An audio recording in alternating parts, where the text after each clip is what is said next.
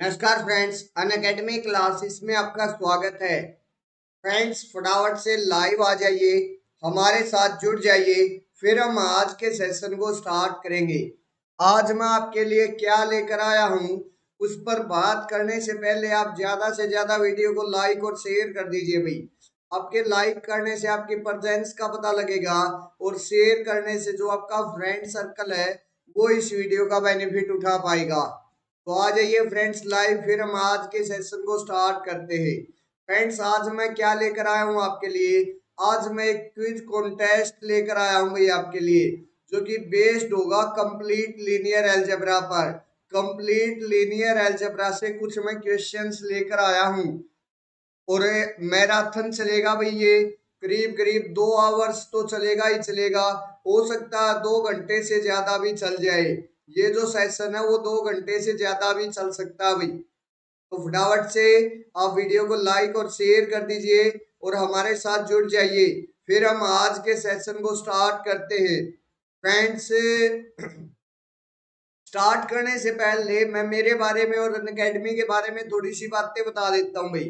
Friends, मेरा नाम अमित मलिक है, एमएससी मैथमेटिक्स।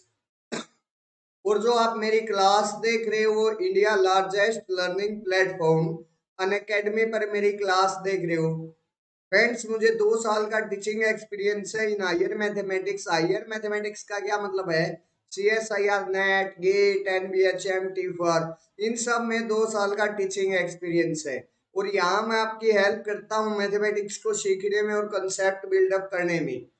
तो ये छोटा सा इंट्रोडक्शन हो गया भाई मेरे बारे में।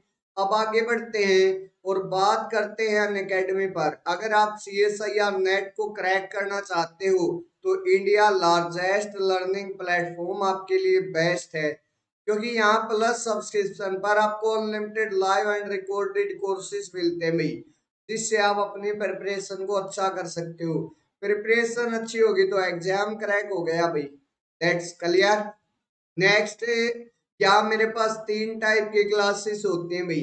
सबसे पहली है स्पेशल क्लास, उसके बाद है प्लस सब्सक्रिप्शन क्लासेस, उसके बाद है आइकॉनिक सब्सक्रिप्शन क्लासेस। सबसे पहले हमें स्पेशल क्लास पर बात करेंगे भाई। अच्छा, ये तीनों क्लासेस कहाँ होती है भाई? अन अकेडमी लर्नर ऐप पर होती है। अन अकेडमी लर्नर ऐप पर ये तीनों की तीनों क्लासेस होती है भाई। सबसे पहले आती है स्पेशल क्लास। स्पेशल क्लास क्या होती है? Free of cost. उसका आपको कोई भी पैसा देने की जरूरत नहीं है। अच्छा, लेने का तरीका मैं बता देता हूँ। सबसे पहले आप अनअकैडमी लर्नर ऐप को डाउनलोड करोगे और उसके फ्री कोर्सेज को मेरे प्रोमो कोड के साथ अनलॉक करना भाई। तो वहां की सारी क्लासेस आप लोगों को प्रोवाइड करवा दी जाएगी।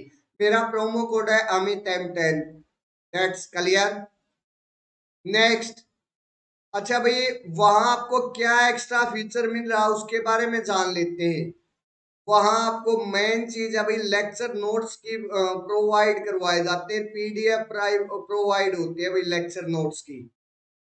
सबसे मेन चीज है, जो लेक्चर नोट्स है उसकी PDF प्रोवाइड करवाई जाती है भाई। नेक्स्ट, नेवर मिस ए क्लास। जब भी टीचर की क्लास स्टार्ट होगी तो आपके पास एक नोटिफिकेशन आएगा, तो आप टीचर की क्लास कभी भी मिस नहीं कर सकते। नेक्स्ट, वहां राइज ए हैंड का ऑप्शन है। अगर कोई डाउट रह जाता तो आप राइज ए हैंड का ऑप्शन क्लिक कर सकते हो। नेक्स्ट, मेरे पास पोल्स फॉर द लर्नर्स है। मीन्स टीचर आपके लिए पोल क्रिएट कर सकता है। अगर कोई क्वेश्चन पूछा है और उस पर पोल डलवा सकता है भाई टीचर। That's clear. तो ये कुछ बातें थी भी मेरी स्पेशल क्लास के बारे में। अब आगे बढ़ते हैं और प्लस सब्सक्रिप्शन पर बात करते हैं। प्लस सब्सक्रिप्शन के अंदर भाई मेरे को क्या मिलता है? Daily live classes, live test and quizzes, unlimited access. इस अनलिमिटेड एक्सेस में जो एग्जाम सिलेबस है वो एक स्ट्रक्चर में मिलेगा। नेक्स्ट, अनलिमिटेड एक्सेस में आपको live and recorded courses provide करवाए जाते हैं।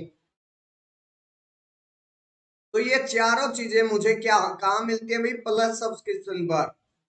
अच्छा भाई, ये स्पेशल क्लास से क्या एक्स्ट्रा मिल रहा है? ये तीनों चीजें वहां से एक्स्ट्रा मिल रही है भाई। Live test and quizzes, exam syllabus structure में, और unlimited live and recorded courses, ये सारी चीजें आपको वहां से एक्स्ट्रा मिल रही है। तो अगर आप अपनी स्टडी को और बेटर करना चाहते हो तो प्लस सब्सक्रिप्शन ले सकते हो भाई। यहाँ मेरे पास प्लस सब्सक्रिप्शन को लेने का तरीका मैं बता देता हूँ भाई। सबसे पहले प्ले स्टोर में जाकर अनअकैडमी लर्नर ऐप को सर्च करोगे, उसको इंस्टॉल करोगे और मैनेज गोल्स में जाकर जब आप CSIR UGC नेट इस कैटेगरी पर क्लिक करोगे तो आपके पास कुछ ये ऑप्शन आएंगे। यहाँ से जब आप लोग प्लस पर क्लिक कर दोगे तो आपके पास एक गेट सब्सक्रिप्शन का ऑप्शन आएगा, और उस पर क्लिक करते ही आपके पास एक फीस स्ट्रक्चर ओपन हो जाएगा भाई, इस टाइप का। 24 मंथ कितनी फीस है, 12 मंथ कितनी फीस है, 6 मंथ कितनी फीस है, 3 मंथ कितनी फीस है। तो यहाँ से कोई भी एक सब्सक्रिप्शन ले सकते हो। फ्रेंड्स, अगर मैं सुजेस्ट करूँ तो मेरे अकॉर्डिंग आपको 12 मंथ का सब्सक्रिप्शन लेना चाहिए भाई। क्यों? क्योंकि 12 मंथ में जो आपके कंसेप्ट हैं वो अच्छे से बिल्डअप हो जाएंगे। अच्छा, 12 मंथ की फीस भी ज्यादा नहीं है, मात्र 14,500 रुपये है फीस, मात्र 14,500 रुपये। अगर मैं एक मंथ की बात करूं तो वो 1208 रुपये पर मंथ पड़ती है, और अगर मैं एक दिन की बात करूं तो डेली के मेरे को 40 रुपये खर्च करने हैं, और जो मेरा फ्यूचर है वो ब्राइट फ्यूचर की तरफ चला जाएगा। क्यों? क्योंकि यहाँ प्लस सब्सक्रिप्शन पर unlimited live and recorded courses मिलते हैं, जिससे मेरी प्रिपरेशन अच्छी होगी, प्रिपरेशन अच्छी होगी तो एग्जाम क्रैक होगा, एग्जाम क्रैक होगा तो एक अच्छी जॉब होगी, और अच्छी जॉब होगी तो भाई आपका फ्यूचर ब्राइट हो गया। तो अगर आप लोग ब्राइट फ्यूचर चाहते हैं तो यहाँ से प्लस सब्सक्रिप्शन ले लीजिए भाई। अच्छा भाई, जब भी आप सब्सक्रिप्शन लो उस टाइम आपको टीचर का प्रोमो कोड जरूर यूज करना भाई। जैसे यहाँ मेरा प्रोमो कोड है अमित M10, इसका यूज करके भी आप सब्सक्रिप्शन ले सकते हो। अच्छा भाई, इसका बेनिफिट मैं बता देता हूँ। जो भी ऑफर चला हुआ है या आपको 10 से 15% तक जो रिलैक्सेशन है वो पक्का मिलेगा भाई। 10 से 15% तक है जो फीस में लेस है वो आप लोगों को जरूर मिलेगा भाई। तो आपके बेनिफिट के लिए चाहे किसी भी टीचर का प्रोमो कोड यूज करो तो वो प्रोमो कोड जरूर यूज करना भाई। अगर आप मेरे प्रोमो कोड का यूज करना चाहें तो ये मेरा प्रोमो कोड है अमित M10, इसका यूज कर सकते हो भाई। नेक्स्ट, आप अपनी प्रोफाइल कंप्लीट कर लेंगे और जो कोर्स चाहिए प्रोवाइड करवा दिया जाएगा। तो ये है मेरे पास प्लस सब्सक्रिप्शन के बारे में थोड़ी सी बातें। अब बात करूंगा आइकॉनिक पर भाई। आइकॉनिक पर लाइव क्लासेस मिलती हैं, पर्सनल कोच है, test series, study planner and weekly reviews, unlimited practice है, dedicated doubt clearing session, structured courses, SOP and interview preparation, study booster session, preparatory study material, ये सारी चीजें आइकॉनिक पर दी जाती है। प्लस से क्या एक्स्ट्रा मिल रहा भाई? Personal coach, unlimited practice set, dedicated doubt clearing session, SOP and interview preparation, study booster session, ये 500 चीजें वहां से एक्स्ट्रा मिल रही है। तो अगर आप अपनी स्टडी को और बेटर करना चाहते हो तो भाई आइकॉनिक सब्सक्रिप्शन ले सकते हो। यहाँ मेरे पास 3 टाइप के सब्सक्रिप्शन होते हैं, 6 मंथ, 12 मंथ, 24 मंथ। ये उनका फीस स्ट्रक्चर है, कोई भी एक आप ले सकते हो। फ्रेंड्स, अगर यहाँ भी आप सब्सक्रिप्शन लो तो आपको टीचर का प्रोमो कोड जरूर यूज करना है भाई, ताकि आपको ऑफर का या फीस के रिलैक्सेशन का बेनिफिट हो सके। That's clear my point. तो यहाँ से देखिए भाई, जैसे 12 मंथ की जो फीस थी वो 26,000 रुपये थी, लेकिन जब प्रोमो कोड आप लोगों ने यूज किया तो वही फीस 23,400 रह गई, 23,400। तो अगर आप लोग लेस आते हैं तो वही प्रोमो कोड का जरूर यूज कीजिए। अगर मेरे प्रोमो कोड का यूज करना है तो ये मेरा प्रोमो कोड है अमित M10, इसका आप यूज कर सकते हो भाई। नेक्स्ट, यहाँ मेरे पास मैसेज है, subscription prices will be increase soon. तो ये फीस स्ट्रक्चर आप लोग देख रहे हैं ये जल्दी इंक्रीज होने वाला भाई। तो जितना जल्दी हो सकता है उतना जल्दी सब्सक्रिप्शन ले लीजिए, कहीं ये इंक्रीज ना हो जाए। नेक्स्ट, मेरे पास यूट्यूब लाइव एंड अकेडमी की क्लासेस के बारे में अगर मैं बात करूं तो मेरी आप सबको पता, सुबह तो 11 बजे क्लास होती है और शाम को 3:15 पर मेरी क्लास होती है। 11 बजे की जो क्लास है उसके अंदर हम प्रीवियस ईयर क्वेश्चन पेपर करते हैं। 3:15 की जो क्लास है उसके अंदर लीनियर अलजेब्रा का क्विज कॉन्टेस्ट है भाई। और इसके बाद 9 अक्टूबर से 9 अक्टूबर से कैलकुलस ऑफ वेरिएशन स्टार्ट हो रहा है भाई, 3:15 पर भाई। तो शाम को 3:15 पर मेरे पास कैलकुलस और वेरिएशन के साथ जुड़ना ना भूले भाई। 9 अक्टूबर से मीन्स परसों से। नेक्स्ट में इससे अलग मेरी जो क्लासेस होती है वो होती है भाई अन अकेडमी लर्नर ऐप पर।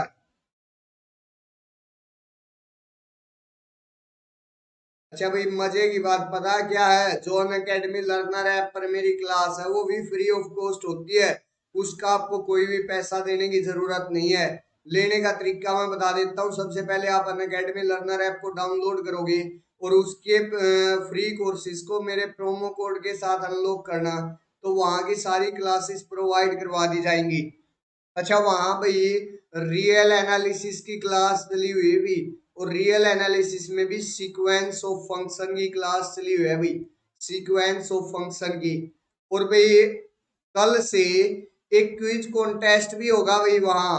डेली एक क्विज कॉन्टेस्ट होगा भाई लीनियर अलजेब्रा का। और टोटल लीनियर अलजेब्रा का टोटल 5 क्विज कॉन्टेस्ट होंगे भाई। हो सकता है इंक्रीज भी हो जाएंगे, लेकिन टोटल 5 तो क्विज कॉन्टेस्ट है ही। और वो क्विज कॉन्टेस्ट है कल से स्टार्ट होंगे भाई। आज सीक्वेंस ऑफ फंक्शन के साथ हमें शाम को 8:30 PM पर अन अकेडमी लर्नर ऐप पर आपके साथ जुड़ेंगे भाई। तो वहाँ अच्छा भाई, वहाँ PDF भी अवेलेबल होता है नोट्स का, तो उसको भी ले लीजिए भाई, वहां आकर ज्वाइन कर लीजिए क्लासेस को। तो ये है मेरे पास कुछ क्लासेस के बारे में इंफॉर्मेशन।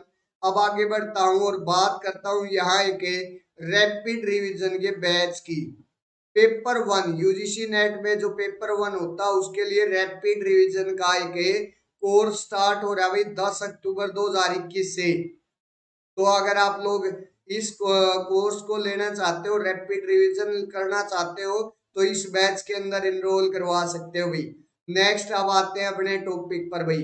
आज का जो टॉपिक है वो क्या है, क्विज कॉन्टेस्ट है। क्विज कॉन्टेस्ट लेकर आया हूं भाई मैं आप सबके लिए। और इस क्विज कॉन्टेस्ट के अंदर है लीनियर अलजेब्रा के सारे क्वेश्चन, सॉरी, लीनियर अलजेब्रा के कुछ क्वेश्चंस का डिस्कशन करेंगे। कंप्लीट लीनियर अलजेब्रा में से कहीं से भी कोई भी क्वेश्चन हो सकता है भाई, उसके बारे में डिस्कस करेंगे। तो फटाफट से एक बार वीडियो को शेयर कर दीजिए भाई, फिर मैं इस वीडियो को स्टार्ट करूंगा भाई। फटाफट से एक बार वीडियो को ज्यादा से ज्यादा शेयर कर दीजिए, फिर हम इस वीडियो को स्टार्ट करेंगे भाई। फटाफट से वीडियो को ज्यादा से ज्यादा शेयर कर दीजिए भाई, फिर मैं स्टार्ट करता हूँ वीडियो को।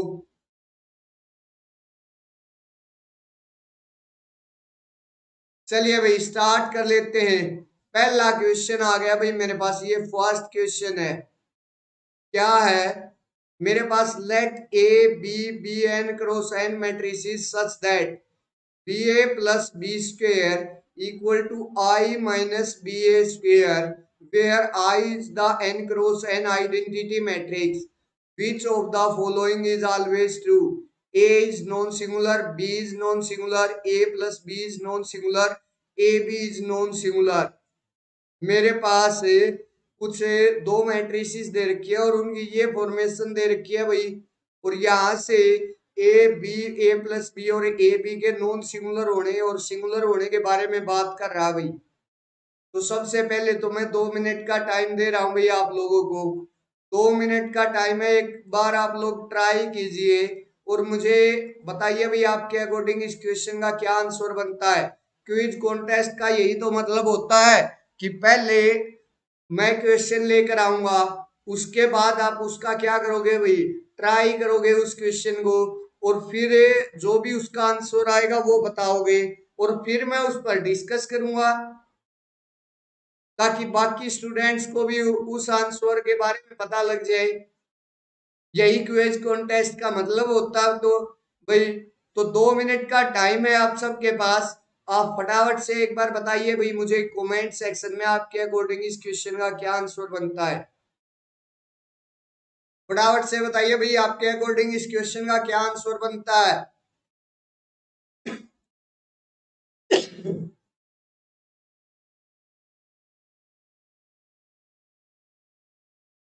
और 2 घंटे से ज्यादा क्लास चलने वाली है भाई ये।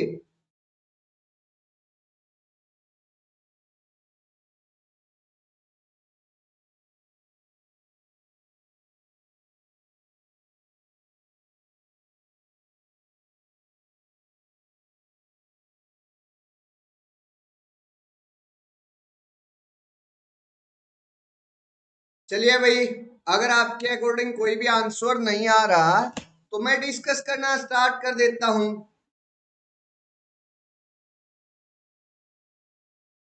चलिए डिस्कस कर लेते हैं भाई।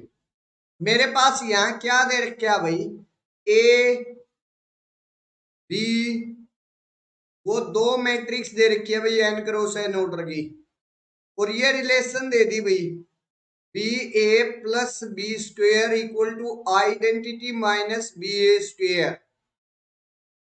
ये रिलेशन दे दी भाई, और नॉन सिंगुलरिटी और सिंगुलरिटी के बारे में बात कर रहा है। एक काम कीजिए भाई, यहां से ये वाला जो बी ए स्क्वेयर है, B A plus B square है, ये वाला जो बी स्क्वेयर है उसको इस साइड ले जाइए। इस साइड मेरे पास माइनस का, उस साइड जाकर प्लस का हो जाएगा, तो प्लस में बी ए स्क्वेयर हो जाएगा और इक्वल टू आइडेंटिटी आ गया।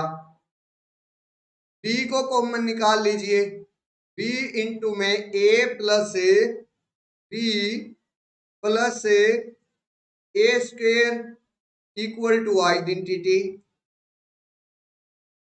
अब यहां से देखिए भाई, 2 मैट्रिसेस है मेरे पास, एक मैट्रिक्स ये है और एक मैट्रिक्स ये है, ए plus B plus A square, ये एक मैट्रिक्स ही तो बनेगी मेरे पास से, और वो भी एन क्रॉस एन ऑर्डर की ही बनेगी।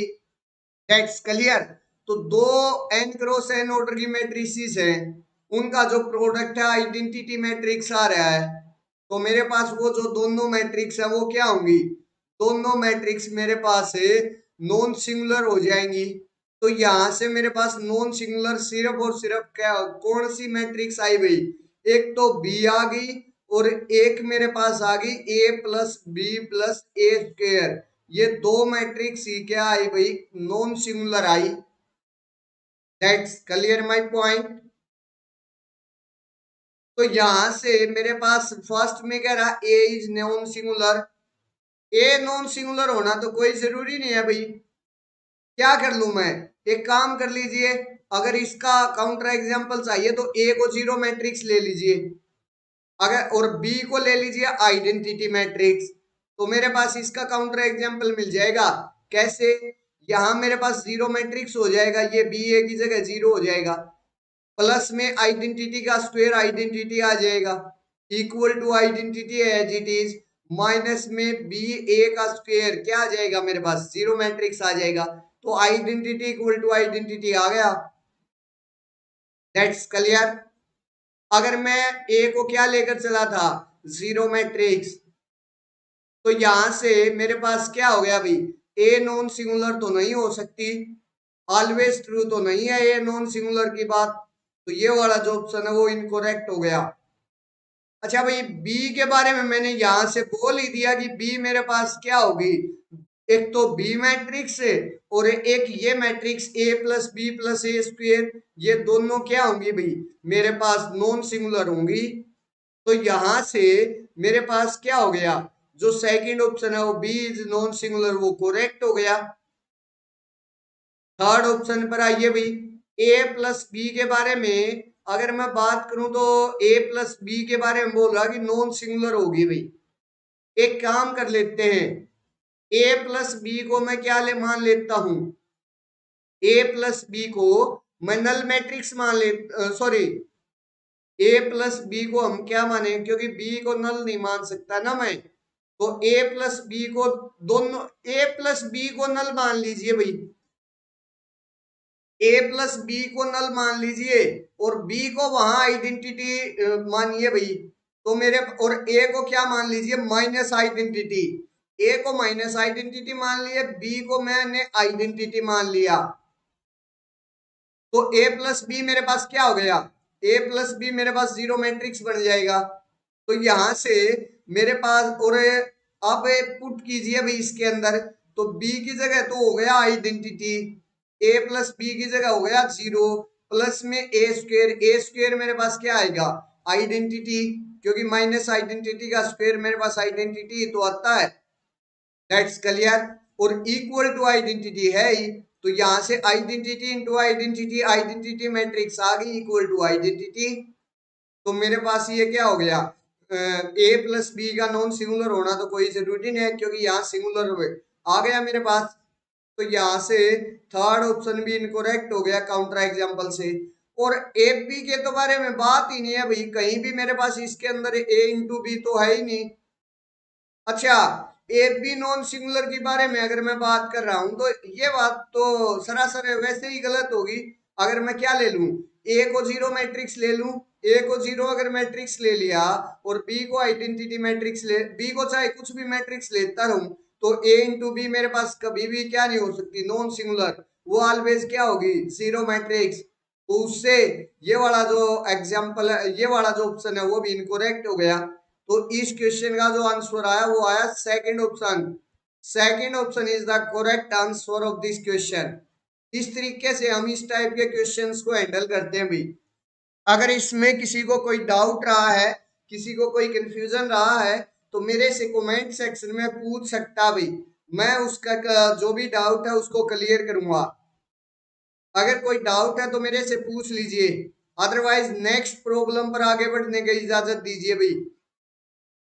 फटाफट से बता दीजिए भाई कमेंट सेक्शन में, और वीडियो को लाइक और शेयर कर देना भाई जितना भी हो सकता है, क्योंकि 2 घंटे क्लास चलने वाली है और बेहतरीन बढ़िया से बढ़िया क्वेश्चन लेकर आया हूं भाई आप सबके लिए मैं इस क्विज कॉन्टेस्ट के अंदर।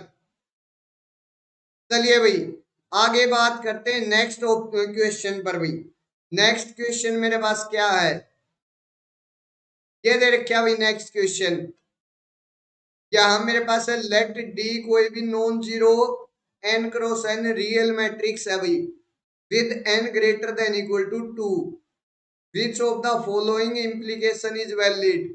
ये पूछ रहा है कि ये और उसके अंदर हाइपोथेसिस मैच कर दी, और इनमें से कौन सा जो इम्प्लीकेशन है वो वैलिड होगा, उसके बारे में पूछ रहा है भाई हमसे। पहले तो भाई मैं एक बार 2 मिनट का टाइम दे देता हूं, आप लोग ट्राई कीजिए। 2 मिनट का टाइम है, ट्राई करके मुझे कमेंट सेक्शन में बताओगे भाई, फिर मैं डिस्कस करूंगा इस जो भी एक क्वेश्चन है का आंसर बनेगा उस पर। अच्छा भाई एक बार मैं ऑप्शन से रीड डाउन कर देता हूं। अगर मेरे पास डिटरमिनेंट ऑफ डी जीरो हो जाए, तो क्या मेरे पास रैंक ऑफ डी भी जीरो हो जाएगा। यहाँ अगर डिटरमिनेंट ऑफ डी मेरे पास 1 हो जाए, तो क्या रैंक ऑफ डी मेरे पास नॉट इक्वल टू 1 होगा।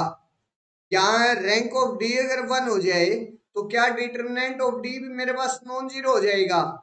नेक्स्ट में मेरे पास रैंक ऑफ डी अगर एन के बराबर हो जाए, तो क्या determinant of D not equal to 1 होगा मेरे पास। इसके बारे में बात कर रहा भाई, तो 2 मिनट का टाइम एक बार ट्राई कीजिए और मुझे कमेंट सेक्शन में बताइए भाई, क्योंकि क्विज कॉन्टेस्ट का मतलब ही यही होता है कि मैंने आपके सामने एक प्रॉब्लम रखी, आपने कुछ टाइम लिया, उसको सोल्व आउट किया और मुझे कमेंट सेक्शन में उसका आंसर दिया। अगर वो आंसर है आपका ठीक है, तो उसका तरीका मैं बाकी स्टूडेंट्स को बता दूंगा। यही क्विज कॉन्टेस्ट का मतलब होता है भाई। That's clear my point. तो यहां से फटाफट से बताइए भाई आपके अकॉर्डिंग क्या आंसर बनता है इस क्वेश्चन का, और वीडियो को लाइक और शेयर कीजिए भाई, वीडियो को जितना ज्यादा लाइक और शेयर कर सकते हो उतना कीजिए भाई। और क्लास चलेगी 2 घंटे।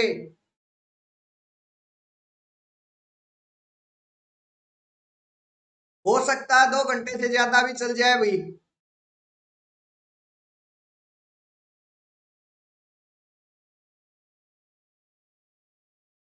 फटाफट से बताइए भाई आपके अकॉर्डिंग क्या आंसर बनता है इस क्वेश्चन का। फिर मैं डिस्कस करना स्टार्ट कर रहा हूं भाई। देखिए भाई, सबसे पहले तो यहां क्या दे रखा है, डी एक नॉन जीरो रियल मैट्रिक्स है भाई। सबसे पहली चीज तो ये दे रखी है भाई कि वो मेरे पास क्या है, D non zero real matrix. मतलब ये हो गया भाई कि जो रैंक ऑफ डी है वो मेरे पास किसके बराबर नहीं हो सकता भाई, वो मेरे पास जीरो के बराबर नहीं हो सकता, क्योंकि सिर्फ और सिर्फ जीरो मैट्रिक्स का ही रैंक है, जीरो मैट्रिक्स का रैंक ही मेरे पास जीरो के बराबर होता है। कोई भी नॉन जीरो आ गई तो उसका रैंक मेरे पास ऑलवेज क्या होता भाई, वन या वन से ज्यादा होता, greater than equal to one होता भाई। पहली चीज तो है इसके अंदर ये भाई।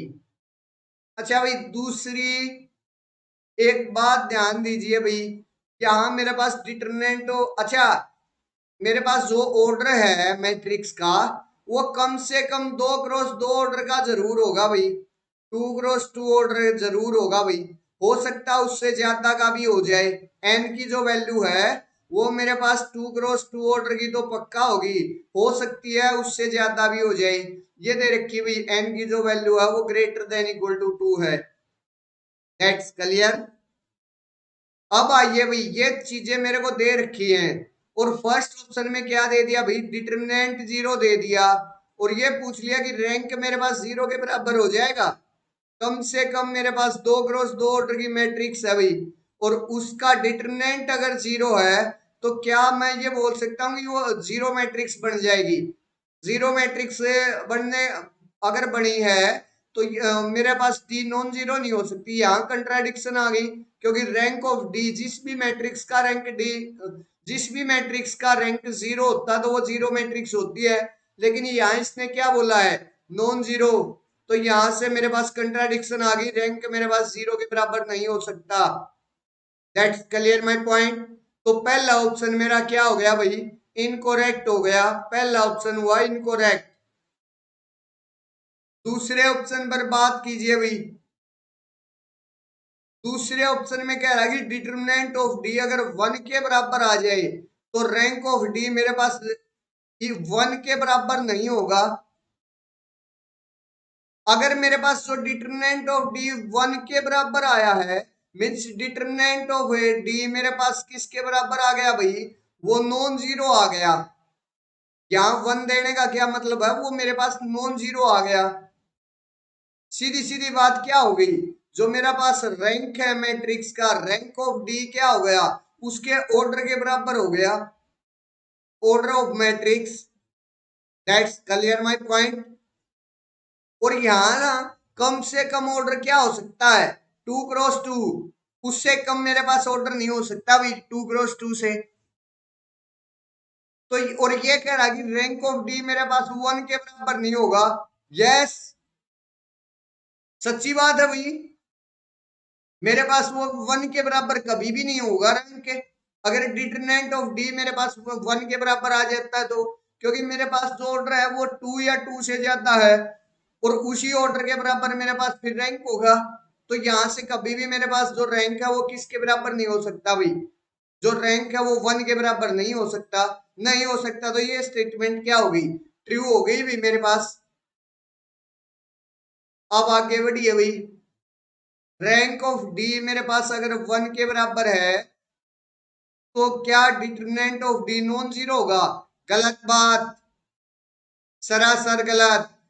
रैंक ऑफ डी मेरे पास वन के बराबर है, मीन्स मेरे पास जो रैंक ऑफ डी है वो उसका जो ऑर्डर है, सॉरी डी का जो ऑर्डर है वो दो या दो से ज्यादा है, और रैंक उसका एक आ गया, मीन्स जो रैंक है वो मेरे पास मैट्रिक्स के ऑर्डर के बराबर नहीं आया, मैट्रिक्स के ऑर्डर के बराबर नहीं आया, तो डिटरमिनेंट ऑलवेज क्या होता है, जीरो होता है,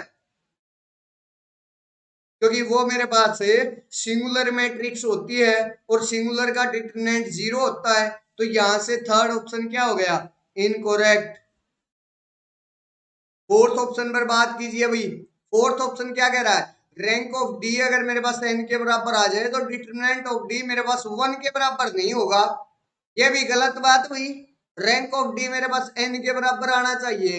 रैंक को अगर मैं उसको आइडेंटिटी मैट्रिक्स ले लेता हूँ एन क्रॉस एन ऑर्डर की, एन क्रॉस एन ऑर्डर की आइडेंटिटी मैट्रिक्स लीजिए भाई, one one one one one, सारे डायगोनल एंट्रीज वन होंगे।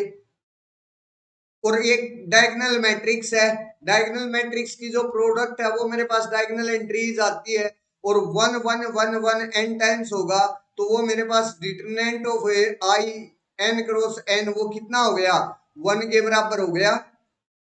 उसका रैंक भी एन है मेरे पास है, और उसका डिटरमिनेंट मेरे पास वन के बराबर आया। तो ये वाली जो बात वो सरासर गलत नहीं होगी कि मेरे पास रैंक तो एन हो पर डिटरमिनेंट मेरे पास वन के बराबर नहीं होगा। ऐसा थोड़ी कह सकता हूं भाई मैं कि मेरे पास डिटरमिनेंट वन के बराबर नहीं होगा, ये तो सरासर गलत बात है भाई इसकी। That's clear my point. तो यहां से मेरे पास क्या हो गया भाई, सेकंड ऑप्शन इसका करेक्ट आया। Second option is the correct answer of this question. अगर इसमें किसी को कोई डाउट है, कोई कंफ्यूजन है, तो मेरे से आप लोग कमेंट सेक्शन में पूछ सकते हो भाई। अगर इसमें किसी को कोई डाउट है, कोई कंफ्यूजन है, तो मेरे से आप लोग कमेंट सेक्शन के अंदर पूछ सकते हो, कोई दिक्कत नहीं है भाई, मैं आपके डाउट को क्लियर करूंगा।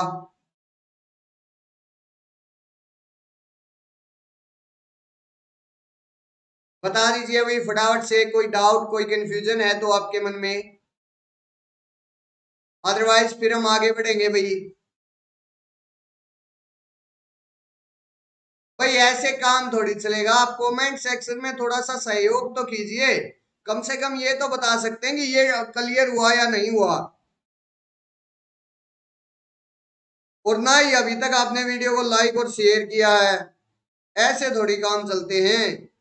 जब मैं इतना आप लोगों के लिए एफर्ट कर रहा हूं, थोड़ा सा एफर्ट तो आप भी कीजिए, कम से कम वीडियो को लाइक और शेयर तो कीजिए। और यहाँ बताइए मुझे आपके अकॉर्डिंग कोई मीन्स कोई डाउट है या नहीं है। अगर डाउट नहीं है कम से कम नो डाउट राइट कीजिए, ताकि मैं आगे नेक्स्ट क्वेश्चन पर चल सकूं। चलिए भाई नेक्स्ट क्वेश्चन पर बात कर लेता हूं मैं। नेक्स्ट क्वेश्चन मेरे पास है एक नॉन होमोजीनियस सिस्टम का क्वेश्चन है। क्या है मेरे पास, let A B a 3x4 and B be a 3x1 matrix with integer entries. Suppose that the system AX equal to B as a solution, then AX equal to B as an integer solution, AX equal to B as a rational solution, the set of real solution of AX equal to 0 as a basis consisting of rational solution. If B not equal to 0, then A has positive rank. भाई मेरे पास से non homogeneous system दे रखा है, और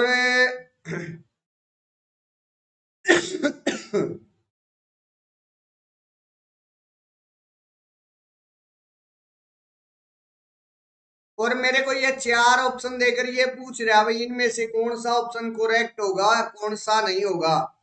option मैंने read down कर दिए भाई। अब मैं आप लोगों को 2 मिनट का टाइम दे रहा हूं, एक बार आप लोग ट्राई कीजिए भाई इस क्वेश्चन के बारे में। अच्छा क्वेश्चन है, नॉन होमोजीनियस का क्वेश्चन है, इसी प्रकार के क्वेश्चन पूछे जाते हैं भाई CSIR नेट वगैरह में, गेट में, NBHM में, टीफर में, इसी तरीके के क्वेश्चन पूछे जाते हैं भाई। तो एक बार आप लोग ट्राई कर लीजिए इस क्वेश्चन को, फिर मैं डिस्कस करना स्टार्ट करूंगा भाई। मेरे पास 3x4 ऑर्डर की मैट्रिक्स दे रखी है, उसका नॉन होमोजीनियस सिस्टम बना दिया भाई, और फिर मेरे से कुछ ऑप्शन दे रहा है। अच्छा भाई एक्स इक्वल टू बी है, जो कॉम्प्लेक्स सॉल्यूशन भी है उसके पास है। उसके बाद पूछ रहा है कि क्या उसके पास इंटीजर सॉल्यूशन होगा, रेशनल सॉल्यूशन होगा, या the set of real solution of to ax equal to 0 as a basis consisting of rational solution, और b not equal to 0 then a as a positive rank. इस सब के बारे में बात कर रहा है भाई। फटाफट से बताइए भाई, 2 मिनट का टाइम है आप सबके पास, फटाफट से कमेंट कीजिए और वीडियो को लाइक और शेयर कीजिए भाई। वीडियो को लाइक और शेयर करिए। लाइक करने से आपकी प्रेजेंस का पता लगेगा और शेयर करने से जो आपका फ्रेंड सर्कल है वो इस वीडियो का बेनिफिट उठा पाएगा। फटाफट से लाइक एंड शेयर कीजिए और इस क्वेश्चन को बताइए भाई आपके अकॉर्डिंग क्या आंसर बनता है, फिर मैं डिस्कस करना स्टार्ट करूंगा भाई।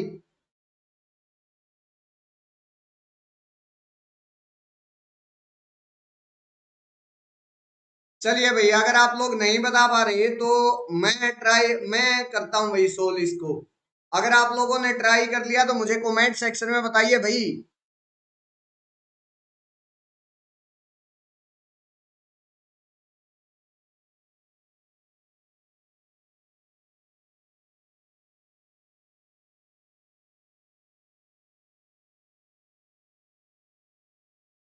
चलिए भाई, इसका डिस्कशन स्टार्ट कर लेते हैं। क्या दे रखा भाई मेरे को यहाँ? ए 3x4 ऑर्डर की मैट्रिक्स दे दी भाई। बी मेरे पास कोई भी 3x1 का कोई भी कॉलम वेक्टर है भाई।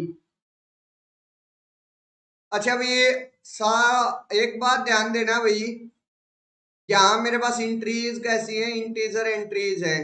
ए के पास कैसी इंट्रीज है? इंटीजर एंट्रीज है भाई। इस बात का जरूर ध्यान रख लेना भाई। अब एक बात ध्यान दीजिए भाई, यहाँ मेरे पास है A x equal to B has a complex solution. जो ये नॉन होमोजीनियस सिस्टम है उसके पास कम से कम एक कॉम्प्लेक्स सॉल्यूशन तो पक्का है। सीधी सीधी बात पता है, यहाँ कॉम्प्लेक्स सॉल्यूशन बोलने का क्या मतलब है कि जो मेरा सिस्टम दे रखा वो कंसिस्टेंट दे रखा भाई। सिस्टम क्या दे रखा भाई? कंसिस्टेंट दे रखा है। Consistent means rank of A equal to rank of augmented matrix इन्होंने दे दिया यहां। और देखिए भाई, उसके बाद कह रहा है कि मेरे पास A x equal to B has an integer solution. क्या मेरे पास A x equal to B के पास इंटीजर सॉल्यूशन होगा? भाई सॉल्यूशन अगर मैं निकालने गया था तो मेरे पास क्या होता है? x equal to A inverse into B, ये मेरे पास सॉल्यूशन बनता है इस सिस्टम का। ये मेरे पास सॉल्यूशन बनता है। आप लोगों ने देखा भी होगा लोअर क्लासेस में। That's clear my point. और एक बात ध्यान दीजिए भाई, ए मेरे पास क्या है? इंटीजर इंट्रीज के साथ है। तो क्या मैं ये बोल सकता हूँ कि सारी की सारी ए इनवर्स के पास मेरे पास इंटीजर इंट्रीज होंगी? नहीं बोल सकता भाई, मैं नहीं बोल सकता। हाँ, अगर मेरे पास जो डिटरमिनेंट है ए का वो अगर वे +-1 के बराबर हो जाए फिर मेरे पास पक्का इंटीजर एंट्रीज होंगी ए इनवर्स के पास। अदरवाइज तो मेरे पास क्या बोल सकता हूं मैं कि उसके पास रेशनल एंट्रीज होंगी भी। क्या होगी भी? रेशनल एंट्रीज ए इनवर्स के पास। और बी मेरे पास क्या है? Integer entries. इंटीजर एंट्रीज का और रेशनल एंट्रीज का प्रोडक्ट मेरे पास क्या होता है? रेशनल। रेशनल होता है भाई। That's clear my point. Clear है सबको? अब एक बात ध्यान देना भाई, ये जो सॉल्यूशन आया मींस ए इनवर्स बी, उसके अंदर जो एंट्रीज आई वो कैसी आई भाई? वो मेरे पास रेशनल एंट्रीज आ गई। वो मेरे पास सारी की सारी इंटीजर होना तो सिर्फ और सिर्फ जब डिटरमिनेंट +-1 होगा तब हो सकती है। अदरवाइज तो मेरे पास कोई जरूरी नहीं वो सारी की सारी मेरे पास इंटीजर हो। तो यहां से फर्स्ट ऑप्शन में कह रहा कि इंटीजर एंट्री इंटीजर सॉल्यूशन होगा। गलत बात नहीं होगी भाई इसकी। मेरे पास इंटीजर सॉल्यूशन होना कोई जरूरी नहीं है, लेकिन हाँ मेरे पास रेशनल सॉल्यूशन पक्का होगा भाई सारा का सारा। क्यों? क्योंकि मेरे पास इस x equal to A inverse B, जो ये ए इनवर्स बी आता है ये मेरे पास क्या आती है? एक रेशनल वैल्यू आती है। तो यहां से मेरे पास क्या हो गया? सेकंड ऑप्शन तो करेक्ट हो गया भाई इसका। अब थर्ड ऑप्शन पर बात कीजिए भाई। मेरे पास ये कह रहा है कि the set of real solution to x equal to zero as a basis consisting of rational solution, कि मेरे पास एक ऐसी ये वाला जो सिस्टम है A x equal to zero बना दिया, उसके पास मेरे पास एक बेसिस होगी उसके सॉल्यूशन सेट के पास, जो कि रेशनल सॉल्यूशन को कंसिस्ट कर रही है। अगर यहां से मेरे पास सिर्फ और सिर्फ जीरो सॉल्यूशन होता, जीरो सॉल्यूशन एग्जिस्ट करता, तो उसकी बेसिस मेरे पास एम्प्टी सेट को माना जाता है। तो यहां से उसकी बेसिस एम्प्टी सेट को माना जाता है भाई। तो यहां से मेरे पास वो रेशनल सॉल्यूशन मीन से जो बेसिस है वो रेशनल सॉल्यूशन को कंसिस्ट नहीं करती। लेकिन एक बात ध्यान दीजिए भाई, ए मेरे पास क्या है, 3x4 ऑर्डर की मैट्रिक्स है। और अगर मैं यहां से एक्स के बारे में बात करूं तो वो 4x1 ऑर्डर की होगी। मीन्स मेरे पास वेरिएबल है 4, इक्वेशन है 3, तो मेरे पास जो एक वेरिएबल होगा वो क्या होगा, फ्री होगा, आर्बिट्रेरी होगा। तो मेरे पास उस सिस्टम के पास एक रेशनल सॉल्यूशन पक्का एग्जिस्ट करेगा। That's clear my point. तो यहां से थर्ड ऑप्शन भी मेरा क्या हो गया, करेक्ट। अब बात करते हैं फोर्थ पर। फोर्थ में कह रहा है कि रैंक ऑफ बी मेरे पास, अगर बी मेरे पास नॉट इक्वल टू जीरो है, मींस बी अगर नॉन जीरो है, तो मेरे पास ए का पक्का पॉजिटिव रैंक होगा। एक बात ध्यान दीजिए भाई, मेरे पास रैंक ऑफ ए और rank of A augmented matrix से मेरे पास किसके बराबर आ रही है, वो मेरे पास इक्वल आ रहे हैं दोनों। और बी मेरे पास यहाँ क्या दे दिया, नॉट इक्वल टू जीरो। तो मेरे पास मैं ये अगर ए को मैं जीरो मैट्रिक्स भी बोल दूं, तो मेरे पास इसका जो रैंक है वो क्या होगा, इसका नॉन जीरो रैंक हो गया। Non zero means positive rank हो गया। क्यों, क्योंकि यहाँ मेरे पास बी नॉन जीरो है, तो ए ऑगमेंटेड बी करूंगा तो उसका रैंक मेरे पास नॉन जीरो आ गया। ए को चाहे मैं जीरो मैट्रिक्स भी ले लूं, उसका तो मेरे पास ऑलवेज नॉन जीरो आएगा। और मेरे को यहाँ सॉल्यूशन है मींस सिस्टम कंसिस्टेंट दे रखा है। सिस्टम कंसिस्टेंट रखने के लिए मेरे पास इन दोनों का जो रैंक है वो सेम होना चाहिए भाई। इसका अगर नॉन जीरो है तो मेरे पास इसका भी नॉन जीरो चाहिए भाई मेरे को। तो यहां से मेरे पास क्या हो गया, रैंक ऑफ ए ऑलवेज क्या बढ़ेगा, पॉजिटिव, क्योंकि मेरे पास बी नॉन जीरो है। और उसकी वजह से ये वाला ऑगमेंटेड मैट्रिक्स का जो रैंक है वो ऑलवेज नॉन जीरो होगा। That's clear my point. तो यहां से फोर्थ ऑप्शन में भी मेरे पास क्या हो गया, वो भी करेक्ट हो गया। तो इसके जो आंसर आए वो आए भाई second third fourth. Second third and fourth is the correct answer of this question.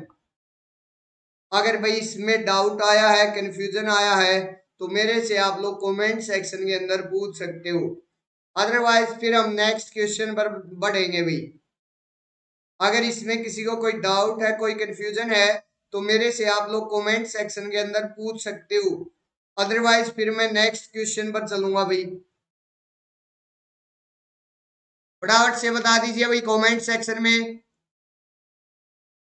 मैं वेट कर रहा हूं भाई आपका।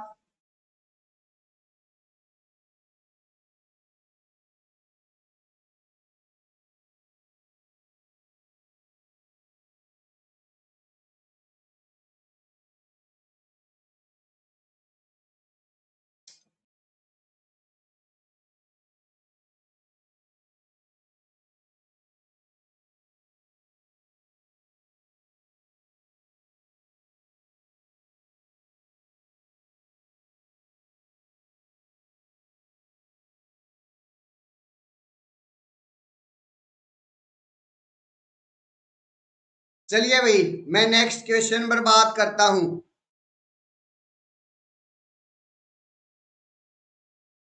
ये आ गया भाई नेक्स्ट क्वेश्चन। क्या दे रखा भाई, ए कोई भी एम क्रॉस एन ऑर्डर की रियल मैट्रिक्स है, B belonging to R m with B not equal to zero.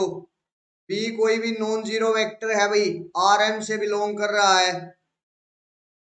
उसके बाद क्या है भाई, the set of all real solution of A x equal to B is a vector space if u and v are two solution of ax equal to b, then lambda u plus 1 minus lambda v is also a solution of a ax equal to b for any lambda belonging to r.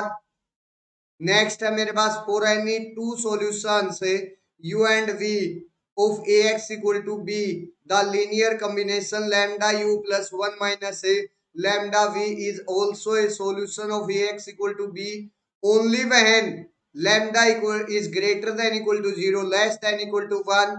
Next at the rank of a is n, then ax equal to b has at least one solution, sorry at most one solution.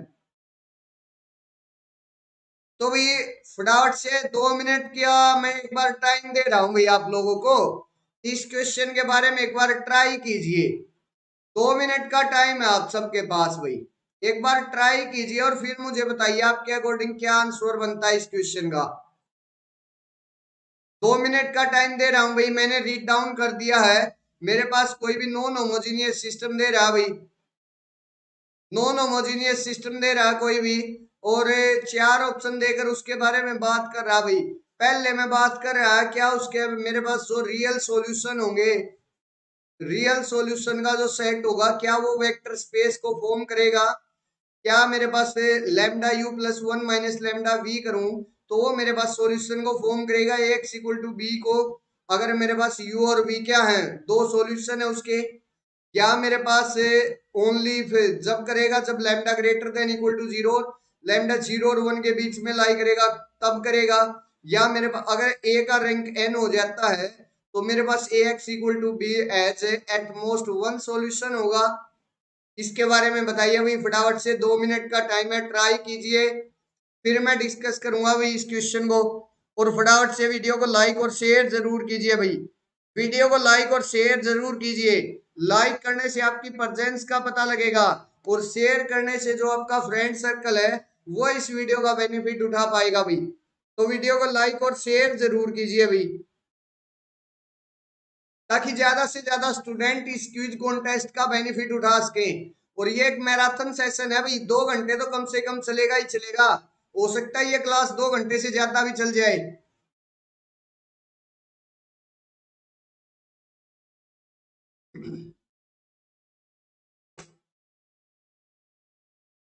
इससे अच्छे अच्छे और भी अच्छे अच्छे question आएंगे भाई, चिंता मत कीजिए, जुड़े रहिए मेरे साथ।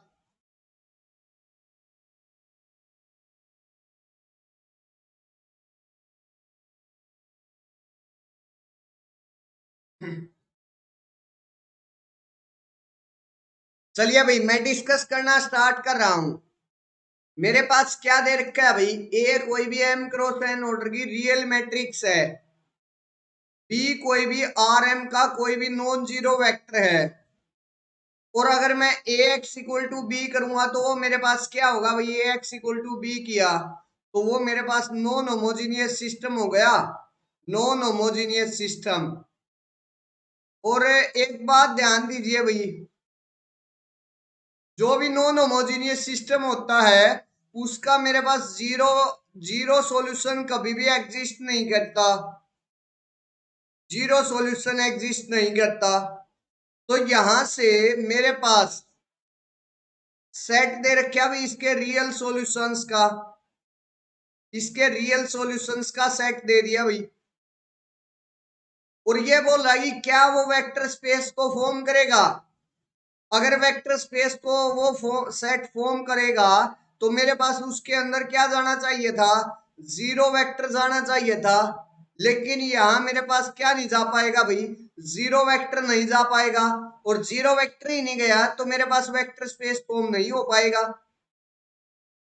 That's clear my point. तो फर्स्ट ऑप्शन मेरे पास क्या हो गया, इनकरेक्ट हो गया भाई, कि मेरे पास जो रियल सॉल्यूशन था उस इसके जो रियल सॉल्यूशंस का सेट था उसके अंदर जीरो वेक्टर नहीं गया, और जीरो तो मेरे पास नेसेसरी कंडीशन होती है जीरो जाने के लिए, तो मेरे पास जीरो वेक्टर ही नहीं गया, तो मेरे पास जो मैट्रिक्स है इसका जो सेट ऑफ सॉल्यूशन है वो क्या नहीं हुआ, वेक्टर स्पेस फॉर्म नहीं किया भाई उसने। अब आइए भाई सेकंड पर। अच्छा भाई सेकंड का एक डायरेक्ट रिजल्ट होता भाई मेरे पास, अगर u एंड v मेरे पास दो सॉल्यूशन है इस नॉन होमोजेनियस सिस्टम के, तो मेरे पास उनका कन्वेक्स कॉम्बिनेशन है।